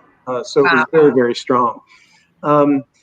It's a different story for people that are in a different part of the socioeconomic distribution, haven't had the same opportunities from an income standpoint, from an educational standpoint, right? We've gotten to the point where, having a college degree has become necessary for a much larger share of jobs than it was, 40, 50 years ago.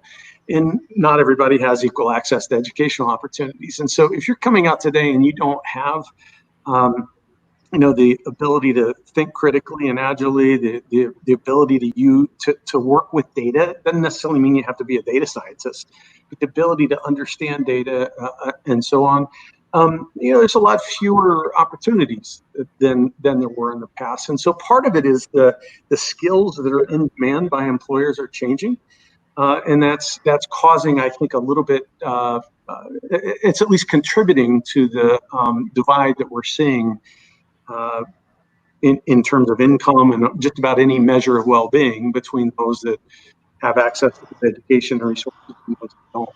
That's something we're going to have to grapple with. Right? It's not, a lot of it's not the fault of policymakers or business leaders or whatever. I mean, we have innovations, productivity improvements, economy improves, and we get all this growth, but the only people that are able to take advantage of that growth are those that are comfortable working in that kind of environment. And it's kind of a much more cerebral set of skills. It's less your back and more your brain than it was, in decades past.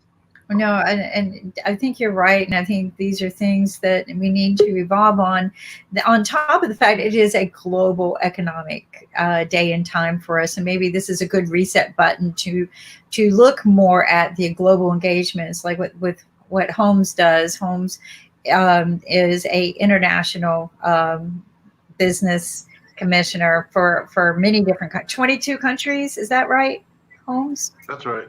Right. So, and one of them actually being China, and we have our Chinese intern here today with us to take notes, and she's going to be helping us here on with Money Masters, but on IBM TV to help us translate the information that we're doing on the network into China. So we're real excited about just globally connecting. Yes. The information, right? Yeah, that's right. Just making sure that we're all global. But what are some? Hello. Hi. Ni hao. Neha. I'm Vivian. Lucy. So Vivian's been trying to teach us Chinese too. So is Gloria. We have Gloria. Good. She's not going to hurt you. Can only help you. Yes, thank you. And Gloria is also in backstage, and she's also from China, one of our interns as well, helping us work through all of this. But, when we're talking about globally making the economic situation happen. And we look at where we are today, and they had a pretty heavy talk this morning while I was gone about the economic situation. What do we tell our children to do moving forward, right? And that's one of the things I want to take a look at, is how do we help the graduating students moving forward? Because this is a challenge. This is a challenge. Well, Kimberly, also, although I'm a big fan of the CBD patch from the Family Dollar store, it doesn't help when I put it on my wallet. Right. There you go. We can't do CBD on our wallets. It doesn't work. To your point about Vivian, who is, joining us and is a student from China, we educate in this country hundreds of thousands of international students every year. And in fact, higher education is one of America's biggest exports, right? We don't always think about it as an export when the students are coming here to study, but essentially we are exporting educational services. And China is by far our largest country to whom we export higher ed. And with all this talk about, trade and trade deficits with China and so forth, you would think that we would want to bolster an industry that's already doing extremely well. And yet we seem to be doing the opposite. We seem to be taking every step we can as a country to hurt our export of higher education, especially to China. It's expected this week that there's going to be another executive order further restricting immigration to the U.S. I think we need to really wrestle seriously as a country with the fact that we are in a global economic environment. We are dependent on one another. Yes, there are some disciplines and some fields in some countries where there might be some national security concerns that we need to be more careful. But by and large, the trade flow in education between China and the U.S. has been helpful to both countries, and it's really unfortunate that that's become I think a target of some misdirected trade policies. I agree. I agree with that. I'm sorry. I wanted to interject something there, in the fact that because of the prevailing situation with the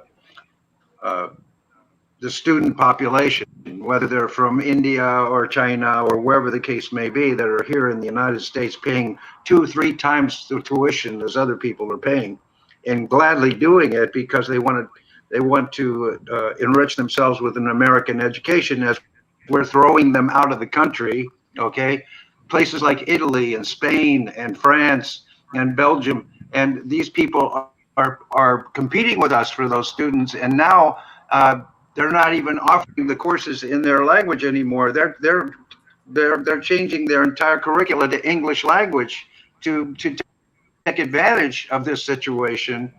Because I just was on a long distance call yesterday.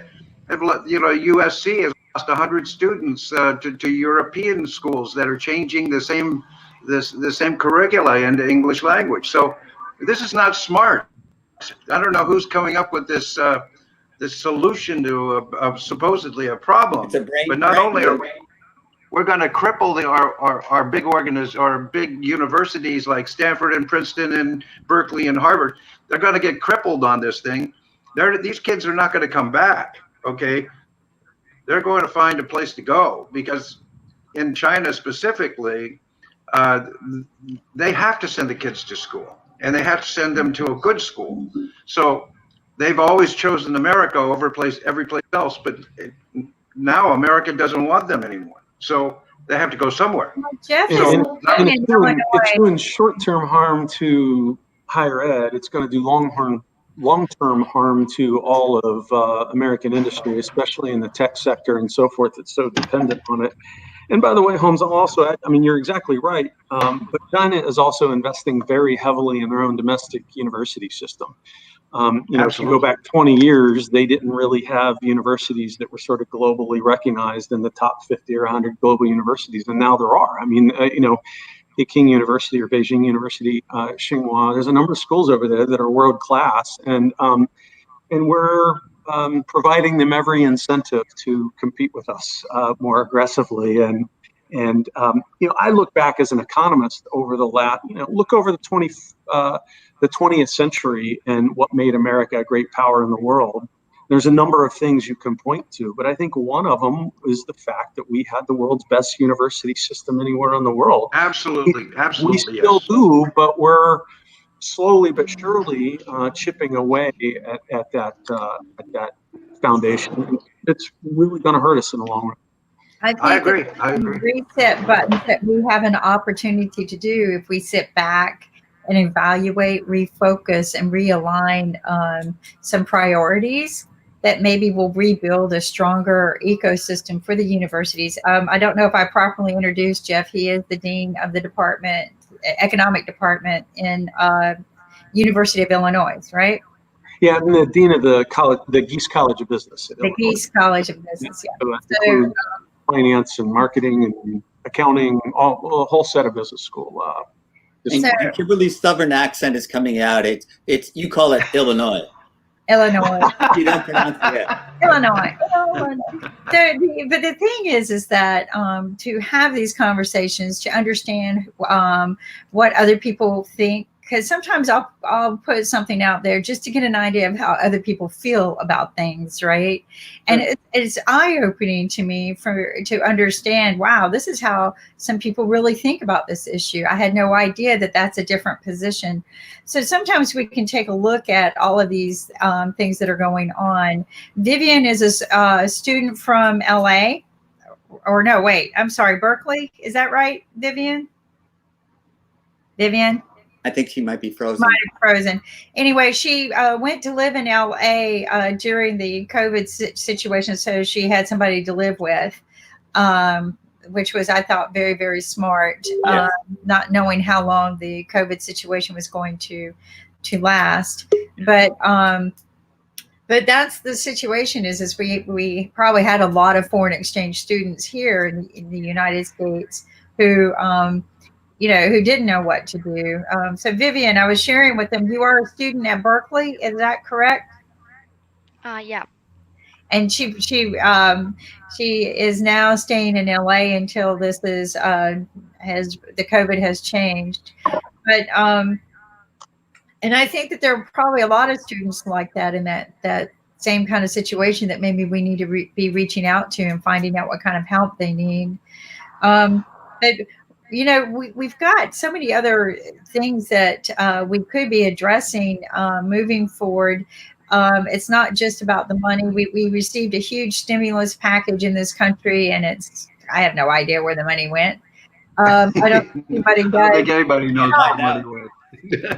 It stopped, right? It was supposed to go into circulation, but it stopped. I wish somebody could tell me how it circulated and where it ended. It's almost like the pinball machine, right? And that pinball went up and then it hit a bunch of things and then it disappeared. Well, Kimberly, if they tell you, they'll know that you'll share it with us, so they won't tell you. Kind of like that UFO theory, right? It's out there in space somewhere, but we don't know. Did we really make contact? But that's the question, when we talk about that here on our TV show a lot, is it's not always about getting the money. That's not how people became successful, maintained their success. It's about what you do with the money when you get it. It's about the management of it, right? And that was my journey into Money Masters with Nick, Inspiring Financial Fitness, was learning how do we not only get out there and make money, because my biggest concern at that point was all the students that were graduating with this humongous debt on their shoulders, right? And how do they manage their way out of that? Because I've read the loan package. There's no way out. There is no, one, you can't charge it off, and two, but there's no way out. Well, how do young people make it today? I have no idea. If I was coming in college age, out of college today, how would I make it? How would I get a home now? It's mystery to me. You have a student loan that costs as much as a home, but that's what we want to fix. I want to see more students go to school with Jeff and feel comfortable that they can graduate without a loan and buy a home. And maybe thanks to homes here, they can buy into an affordable starting home community, right? if there's no way out, that you can at least start without having to live on the streets. But and I think COVID is giving us this opportunity to reset the button. But we need 1,000 homes. That's the problem.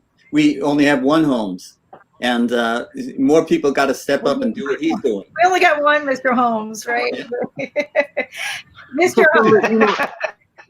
You may not know this, but that's my maiden name is Holmes. So part of it. I was just going to say, I mean, if you look back, let's just take the University of Illinois as an example. If you look back 50 years ago, if you go back to the early 1970s, 3/4 of the operating budget came from the state of Illinois, from taxpayers. Wow. Today, it's less than 10%. Right? And we're not all that unusual, right? We've essentially defunded public education in the U.S. And you know, our costs continue to rise. And so that's how you ended up with tuition at the really high levels, which in turn is then what is leading to people graduating from debt. Yeah, no, it's I agree that we got to start with, okay, yeah, years ago you were the bigger end of what's going on. How do you rebalance this, right? How do you balance this out? Not just, and this is a problem also I have. We call ourselves the United States. I haven't seen anything lately that unite the states. We're all individual and different, with different laws, different ways of managing situations. And I think, you know, we need to reset that button as well, as we're coming out of this situation and into a new world. And I think this is going to be a new world. I don't think there's any going back to what we had. Maybe that's a good thing. I'm glad to hear that the universities are still taking a positive approach to everything, and that you know, what's the word? You know, Nick wants to know what's the word about opening up classes in the classroom this year. Nick was just asking. Sorry, is that who are you asking that to? So was wondering, are the classes going to open up this year? Have y'all made that determination? Well, so there still has not been an official announcement at Illinois, although my expectation is that we are going to be back on campus, but with the world looking really different than it did pre-COVID. You know, with social distancing restrictions still in place, there'll be limits on the number of people that can be in a classroom, yet we still have this enrollment. How do you deal with it? There's going to be more hybrid teaching, use of online materials, cycling people through the class. Maybe you only attend in person every other time or every third class. Some courses will be taught entirely online. So it's, you know, we're certainly preparing our faculty for that kind of world with the expectation that that's what's going to be announced probably over the next week for us. You know, schools have taken different approaches on this. Some universities got out very early and said, we're going to be on campus in the fall. Others have said, you know what, we think we might go online. It's interesting because among the students, there's I'd say a pretty clear desire to get as close back to normal as we can. Of course. And you know, it's understandable. At the same time, we have a lot of faculty and so forth that are, you know, at high risk, according to CDC. And these are the things we've got to learn to balance. So my guess is we're going to be back, but it's not going to look like last fall, right? Yeah, of course not. It's going to be different in a lot of important ways. Economically, how is the university managing? All universities are really taking a hit. I mean, this was, you know, everything that could have gone badly went badly at once, right? The economy's down, which means philanthropy is down.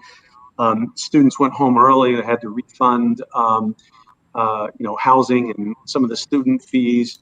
Enrollments may very well turn out being down. The states are all now in worse situation than they were before.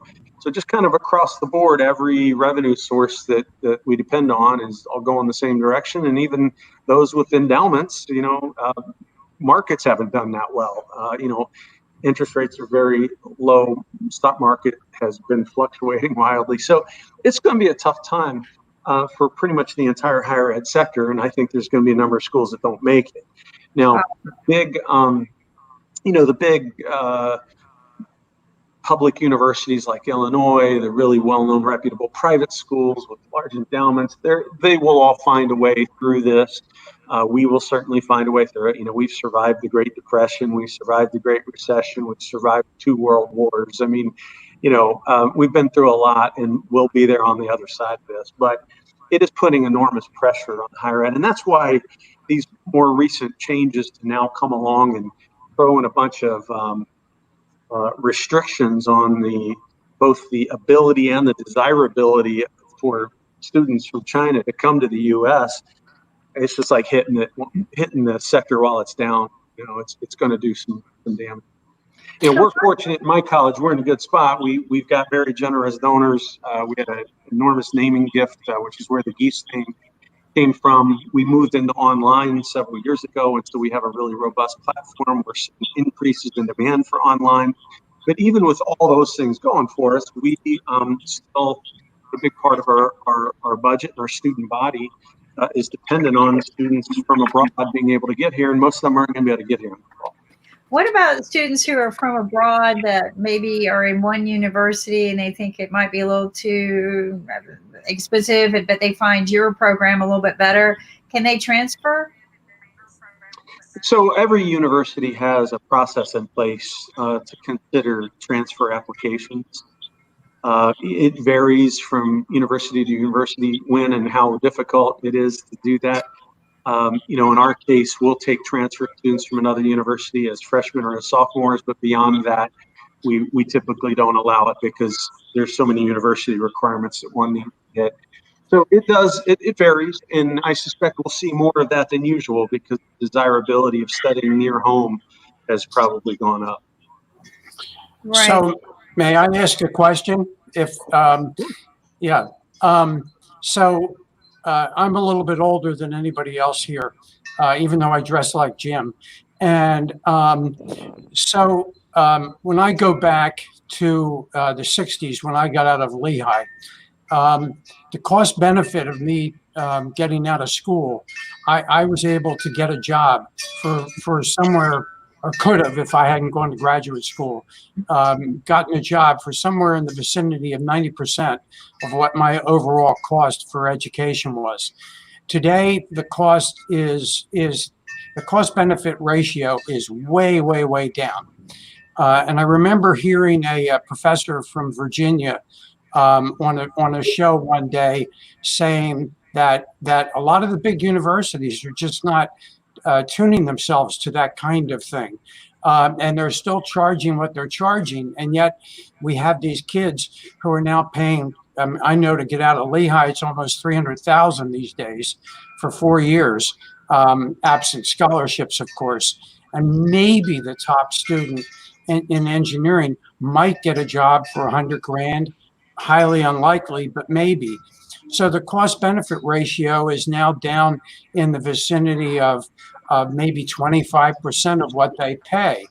So the question, Jeff, I guess, is this for you.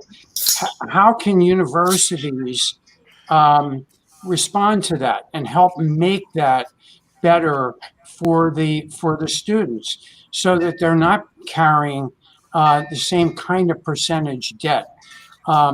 I mean, it seems to me Harvard with an endowment of $10+ billion doesn't have to charge what it charges to the students, many of whom can't afford it.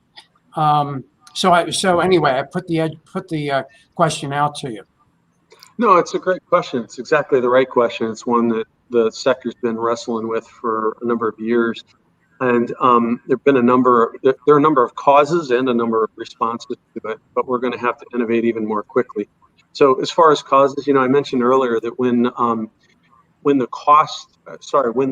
fraction of a state university budget that comes from the taxpayer goes from 3/4 to less than 10%, and the costs even if the costs didn't go up, you've got a huge shifting of the burden onto the family to pay the tuition.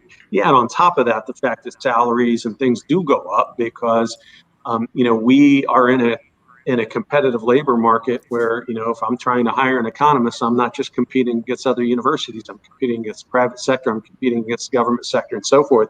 I've got to pay in order to attract top talent. So our costs go up.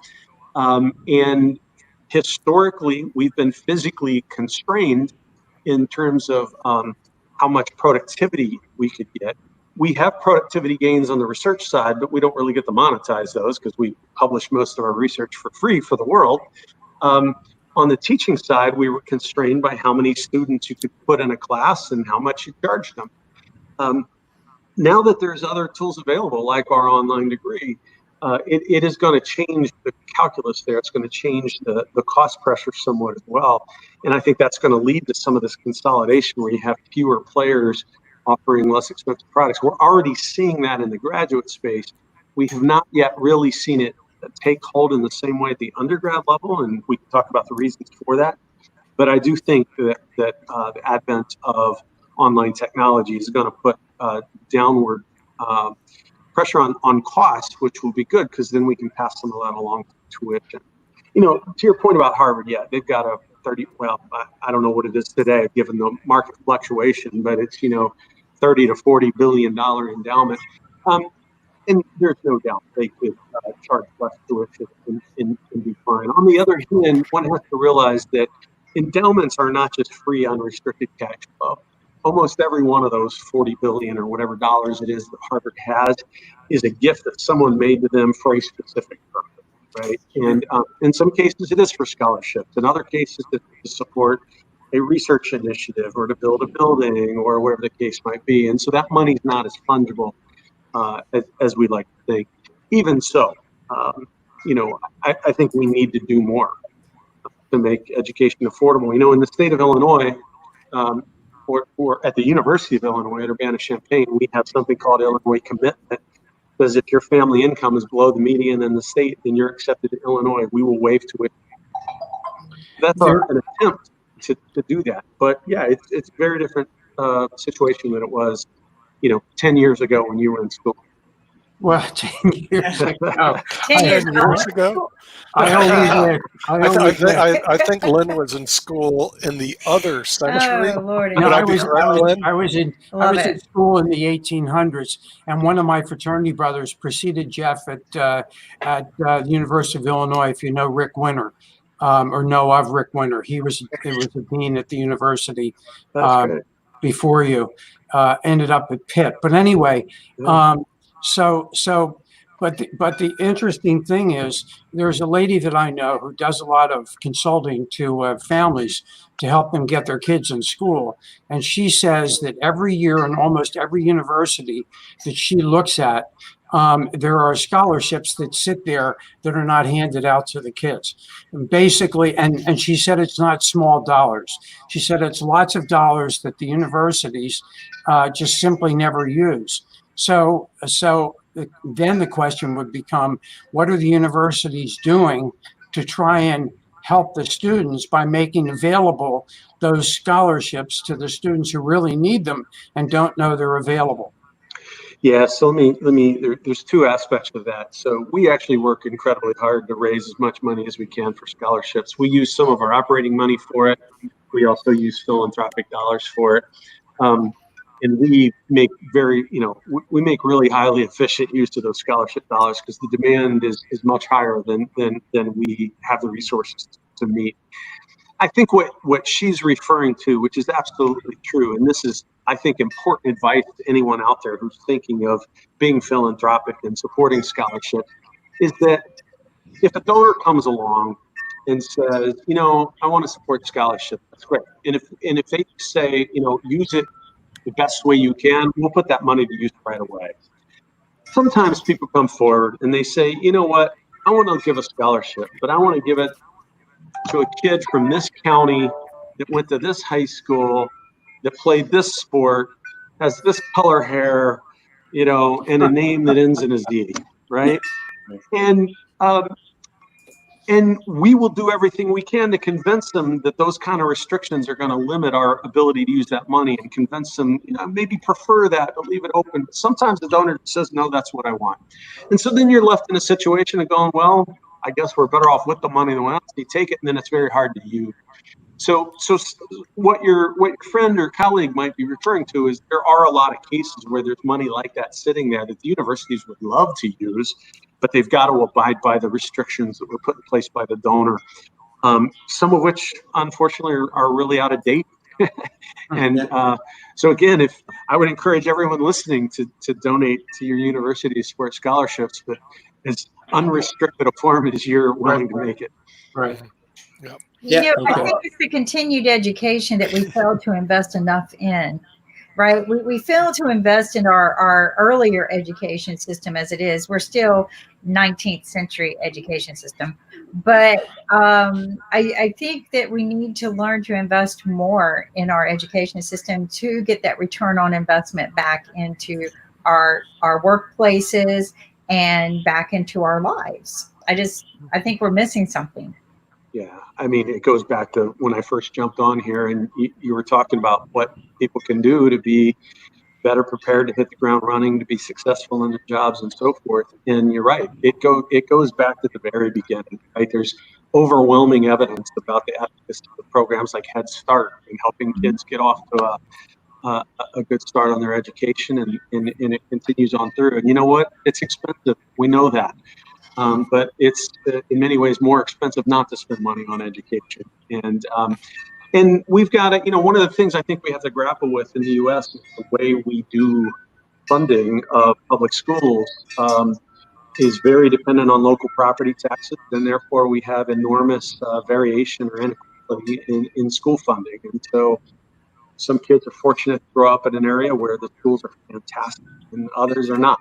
And that's, those are part of the things we're going to have to deal with as we move forward.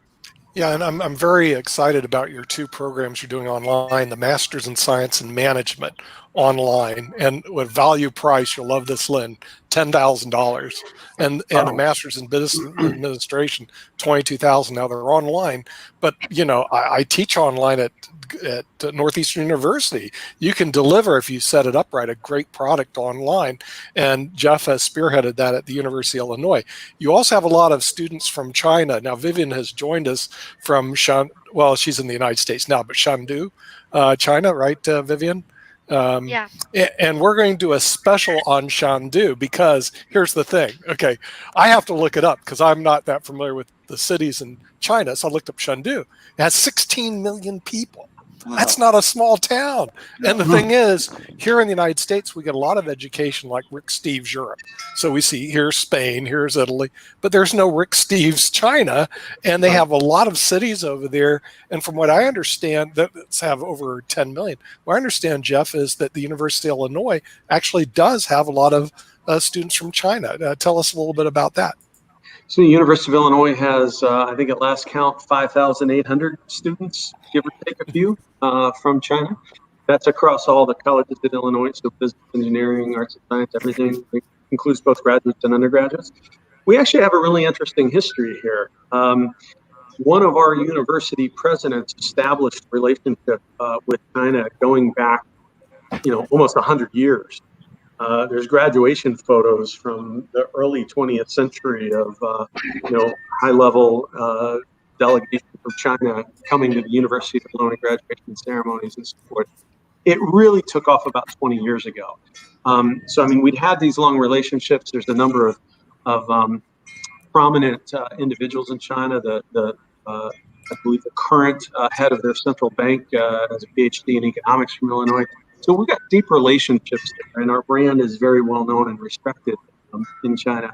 But about 20 years ago, Illinois, like a lot of universities, when they saw the demographics in the U.S., they saw the declining state support, really started to open up the undergraduate program to students from China, and that has grown dramatically. I mean, there are hundreds of thousands of students from China across the U.S. Studying, and in my mind, they're important for a couple of reasons. Everybody, and it was already mentioned, everybody understands the financial impact because it's not cheap for a student there to come over and study. And so it's helpful to the universities. But it's also really, really important on so many other dimensions. I care a lot about our students that come and visit us from China and study with us. They're very much as part of our college family as anyone else is. We care about their success. I go over there usually at least once a year to visit with our alumni and so forth. But it's also really important for the domestic students, because going back to what we were talking about earlier, this is a global environment we're operating in. And to really understand and appreciate that, you need to understand how the rest of the world is thinking about these things. And I'll tell you, every time I go over to China, I come back a little bit nervous about the U.S.'s position in the global economy when I see how much money that they are pouring in to innovation centers and tech centers, into education and so forth, at the same time that we're over here trying to restrict immigration and kind of getting in our own way. So I think it's really important for our students to see that and to experience that through interacting with their Chinese classmates. So to me, it's been a really positive thing, and I'd like to see it continue, although it seems like I think maybe in a minority in the U.S. these days, at least among those with in the federal government. Not on this show. Not on this show. On this show, we're obviously, since we're looking to expand, and we have people from all over the world that are on the show.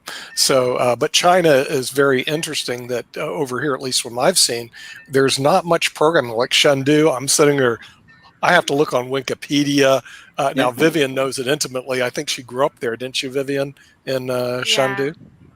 Okay. Yeah, I grew up in Chengdu. Okay, right. So, experience like. Yeah.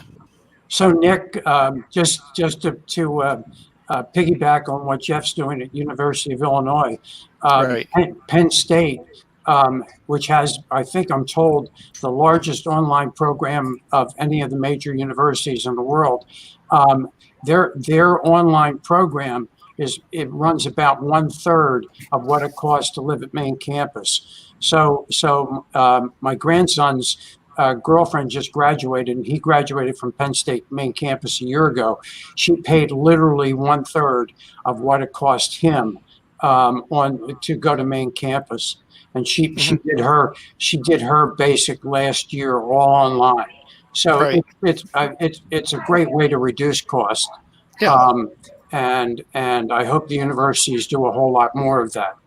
Well, it's a more efficient delivery system because you can get students all over the world. I mean, we use the StreamYard as our delivery system, and we have people. Obviously, Ankit shows up every day from New Delhi, but Sharif comes in from Malaysia almost every day, and we're able to deliver.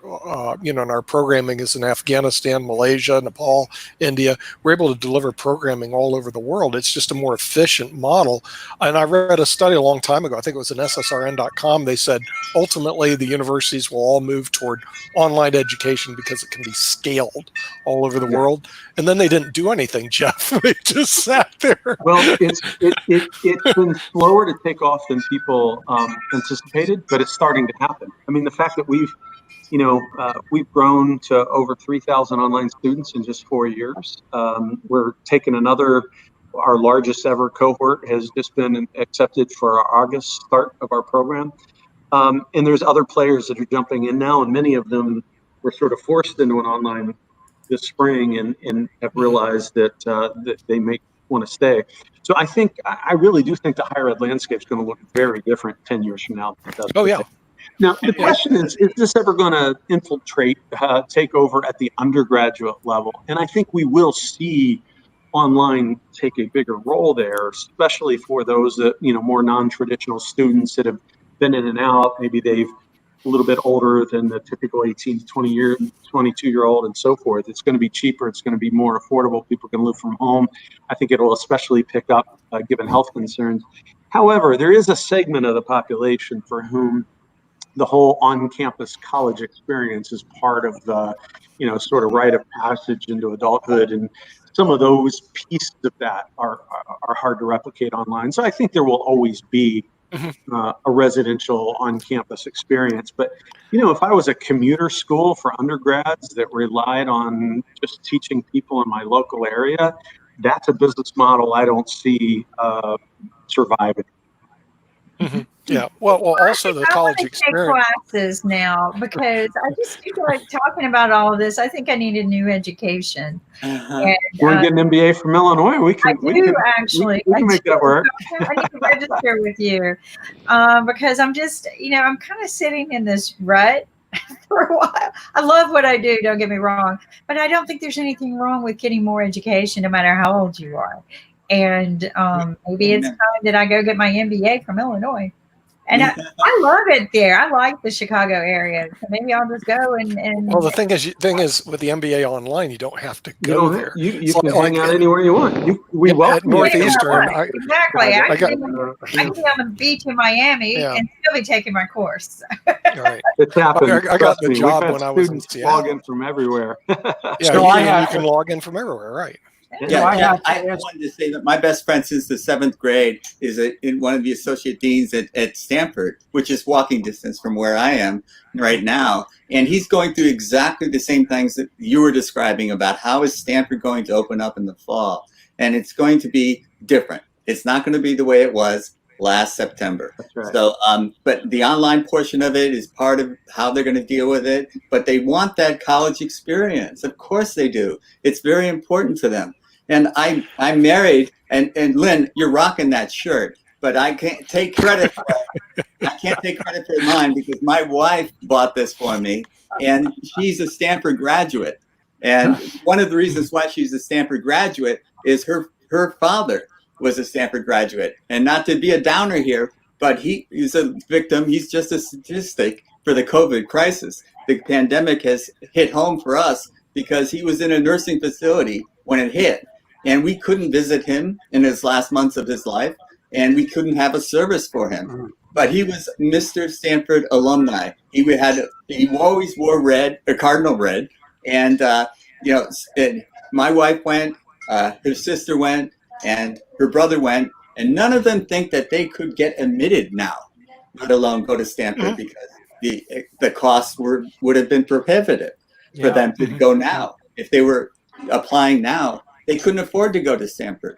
And Stanford has the endowment, maybe second to Harvard, but they are not lacking for money. But the idea here is that these people had that opportunity. And now, if you're growing up today, you may not have that same opportunity. That's true.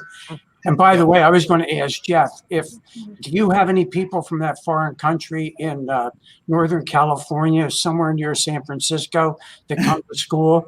It's just, to me, that's like a foreign country. Berkeley is part of the San Francisco Bay Area. Well, we've already duly noted, Counselor, that Jim lives in the country of Silicon Valley. It has nothing to do with the United States of America. We already know that. Exactly. We don't have a show passport, though. So you don't need a passport. No, just the driver's license. Right. The San Francisco Bay Area is one of the largest concentrations of Illinois alumni outside of Chicago. In fact, we often like to say that the University of Illinois was the state's greatest gift to Silicon Valley. That place is just crawling with alumni, and a lot of the early tech innovators and so forth were educated here. If you And look we at don't blame you for taking our job. And Jeff, when you're talking about the college experience, you're talking about parties and going to football games and basketball games and social life, right? That's part of it, but it's also other things. I mean, that certainly is part of it, but it's also we have a really rich collection of student organizations, those sponsored by the university, those that are just recognized by the university, in just the whole range of interactions, bringing speakers in and all of that. And some of that you can kind of do online, but there is something different about getting a kid who's never had exposure to a professional setting to have to show up in a suit and tie and get the gumption up to go talk to the CEO of a company who's in talking to their class that day, right? It's a lot of those kind of things that it's a real opportunity for people to kind of, in a safe environment, put themselves out there. And some of that's just harder to do. in an online setting.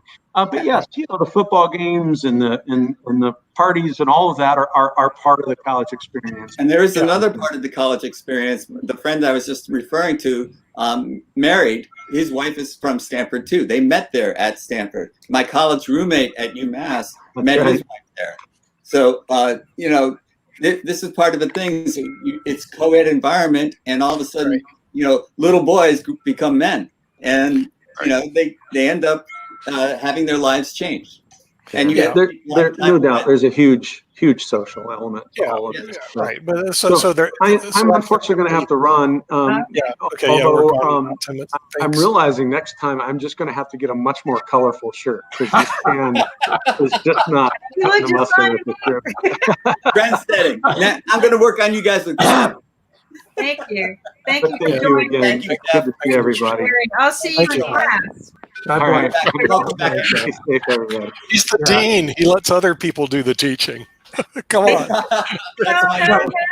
I'm going to register if he can be teaching one of my classes. Yeah, but see, a lot of cases, the dean doesn't teach. I know. My friend used to be a professor. Now he's a dean. Yeah, right. But then they may switch over. Deans have a lot of responsibility. Oh yeah. One of they got to see the whole picture. It's a pain. Yeah, one of the all the time now, much more than when he was a professor. And you don't really get to make the changes you think you can for the department you became a dean over. You think you go in with all these ideas, and it's a very political game. And one of the people that became dean, she was the first woman actually in the computer engineering department area. And she achieved this goal, worked very, very hard to get there, spent all her lifetime to get there. And after spending time there, she realized her real passion was teaching, that she could make a better mission teaching than working as a dean. So it's different. It's not teaching. Everybody thinks, oh, it's great, but it's a political role more than it is teaching. It's business and political. So, and a lot of people don't understand that. And you're absolutely right. And it's what makes you happy. If you're happy teaching, don't be a dean. Yeah, I was going to say, because times where people work really hard to make that dean, and that looks good on your portfolio. It does look good on your portfolio. But they get there and they realize that they can't really accomplish what they want to accomplish as a dean. And it's tough. You have to have a tremendous people skills, because you're dealing with administrators upstairs, professors downstairs.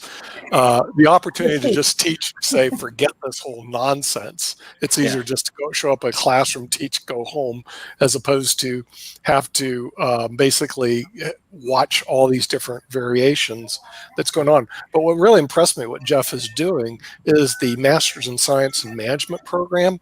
$10,000. That's an incredible bargain for a graduate degree. Are you kidding me? Okay, from University of Illinois. Okay, this isn't from Stonegate College or some universities never heard of. This is a Big Ten college, and $10,000. Let me tell you something for Masters in Science. That's incredible. $22,000 for an MBA. Are you kidding me? No, they're online. But I've done online courses, and one advantage I did have is I actually did invite subject matter experts from various parts of our industry who actually speak all the time at our Northeastern University's graduate tax program. So the student can actually easily get top level people that are subject matter experts in these little narrow areas in front of them, talking to them about the area that they work in. It's similar to what we're doing at IBM TV. I was very impressed. We had Herman Stoner, who's the chairman of the American International Chamber of Commerce, on with David K. Johnson, Pulitzer Prize winner, who we all know and love, all on the same program together. I don't know if Jeff, I had to adjourn for a while. If Jeff got on at the same time they were there or not, or they'd already left. But no, they left. Okay, well, anyway, the thing is, you're able. Awesome. Your guests were awesome, and they were awesome. Yeah. I feel humbled to even be in their presence sometimes. Yeah, so the thing is, and then we're going to do a special on Chengdu. Vivian's going to lead us on the special on Chengdu, and hopefully we'll be able to do them on more cities in China, because, about Shanghai and Beijing, but the rest of the cities, and they have, from what I understand, 100 cities that have more than 10 million people. But they don't get love. They get no attention. So Shandu, I can't wait till we get our special. And like Rick Steves will have to move over. He'll have Europe. We'll have China. I'm okay with that. Right, Vivian? Yeah, PBS I don't has even know if Vivian, we have even seen that. Vivian. So there you go. We're going to be, different and unique, and we're going to talk about the places that nobody's ever heard of, which is I think, fabulous. And but we got Lynn and we got the Dollar Store sponsoring us, and I want to thank. We didn't do a plug yet for the Dollar Store. Yeah, and by the way, my wife asked me today, she looked at Jim and she said, you need to wear, she pulled this shirt out and said, you need to look like Jim. Okay, so there you go. Look at this. Look at this. Yeah. Right. So anyway, and I am honored to be in all of your presence, just to be here. But yes, so we own the family.dollarstore.com, which we're a sponsor of Money Masters PBS. We love the mission, be able to close the gap between poverty and financial sustainability. We love promoting financial education and financial fitness. And if I've said that correctly, I have to pick up on the words, Kimberly. So you're doing great. Yeah, I'm enjoying this. So we encourage people to shop at the Dollar Store, and it really is win-win-win, because if you buy more than $25 worth, you save on shipping. If you I don't even know why anybody wouldn't spend $25, and yet I've seen 3 purchases on the store that are less than $25, and I'm thinking, oh well, anyway.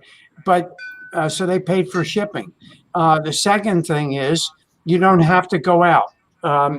You can stay in your home. So time is money, as Kimberly likes to say. You don't have to leave. You can spend that time actually finding $5 more purchases, so you can get free shipping. There you go. And you don't have to expose yourself to the COVID virus.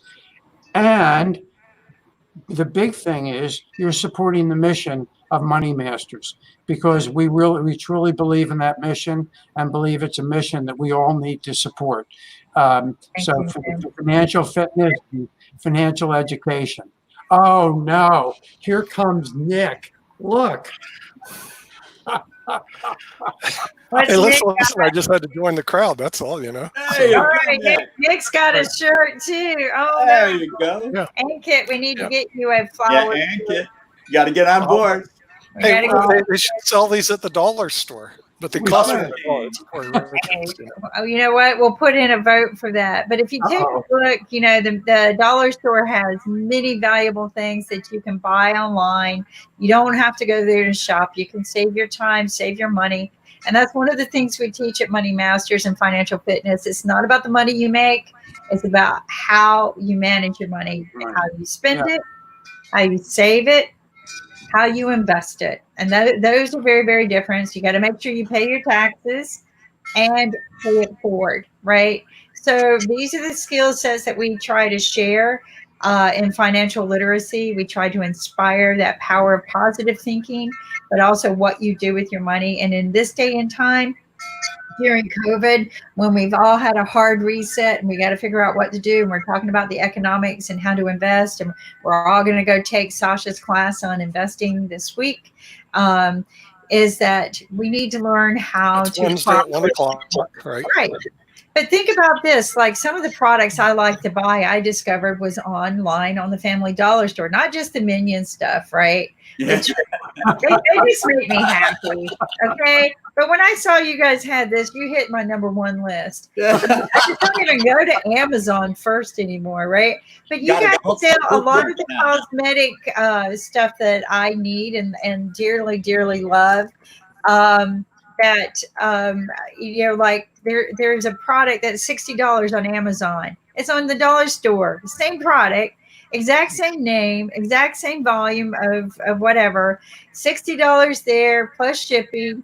and it's $2 to $3 here, and I can stock up on a lot of things and get my shipping for free.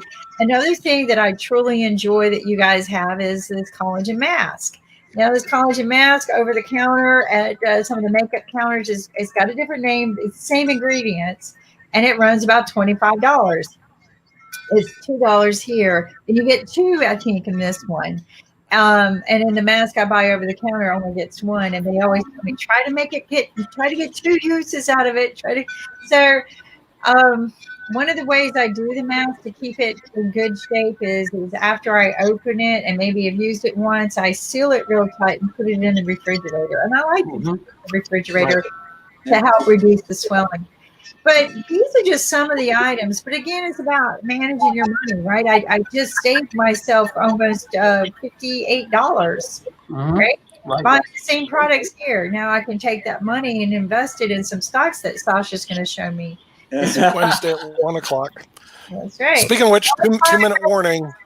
Or I could buy lipstick because Dr. Tula told me that, in times of economic troubles, when the stocks are down, women tend to buy a lot more red lipstick. So I don't know why that is, but we thank Family Dollar for caring about us and our mission and wanting to close the gap between poverty and sustainability. I think that that's also going to change the demographics of crime, right? I think it's going to help reduce our crime because when people learn to close that gap and learn how to make money and save it and invest it, become sustainable, we're going to have less crime. So seems to follow. Seems logical. Okay. But we're going to have to hit the button. We got to get our social ambassador who is going to share. Coronavirus से कैसे बचेंगे? Okay, hand होकर और ऐसे अपने खांसी जब आएगी तो ऐसे करेंगे अच्छू अच्छू और कोरोना वायरस को धन्यवाद हमारा म्यूजिक सुनने का. Blessing. That's the wrap for the show today, Economic Monday, and tomorrow we'll see you on Celeb Tuesday, which is 100th episode of IBM TV since 9th of March. So do join us tomorrow, and hope to see you soon. Have a good day. Take care. Bye-bye.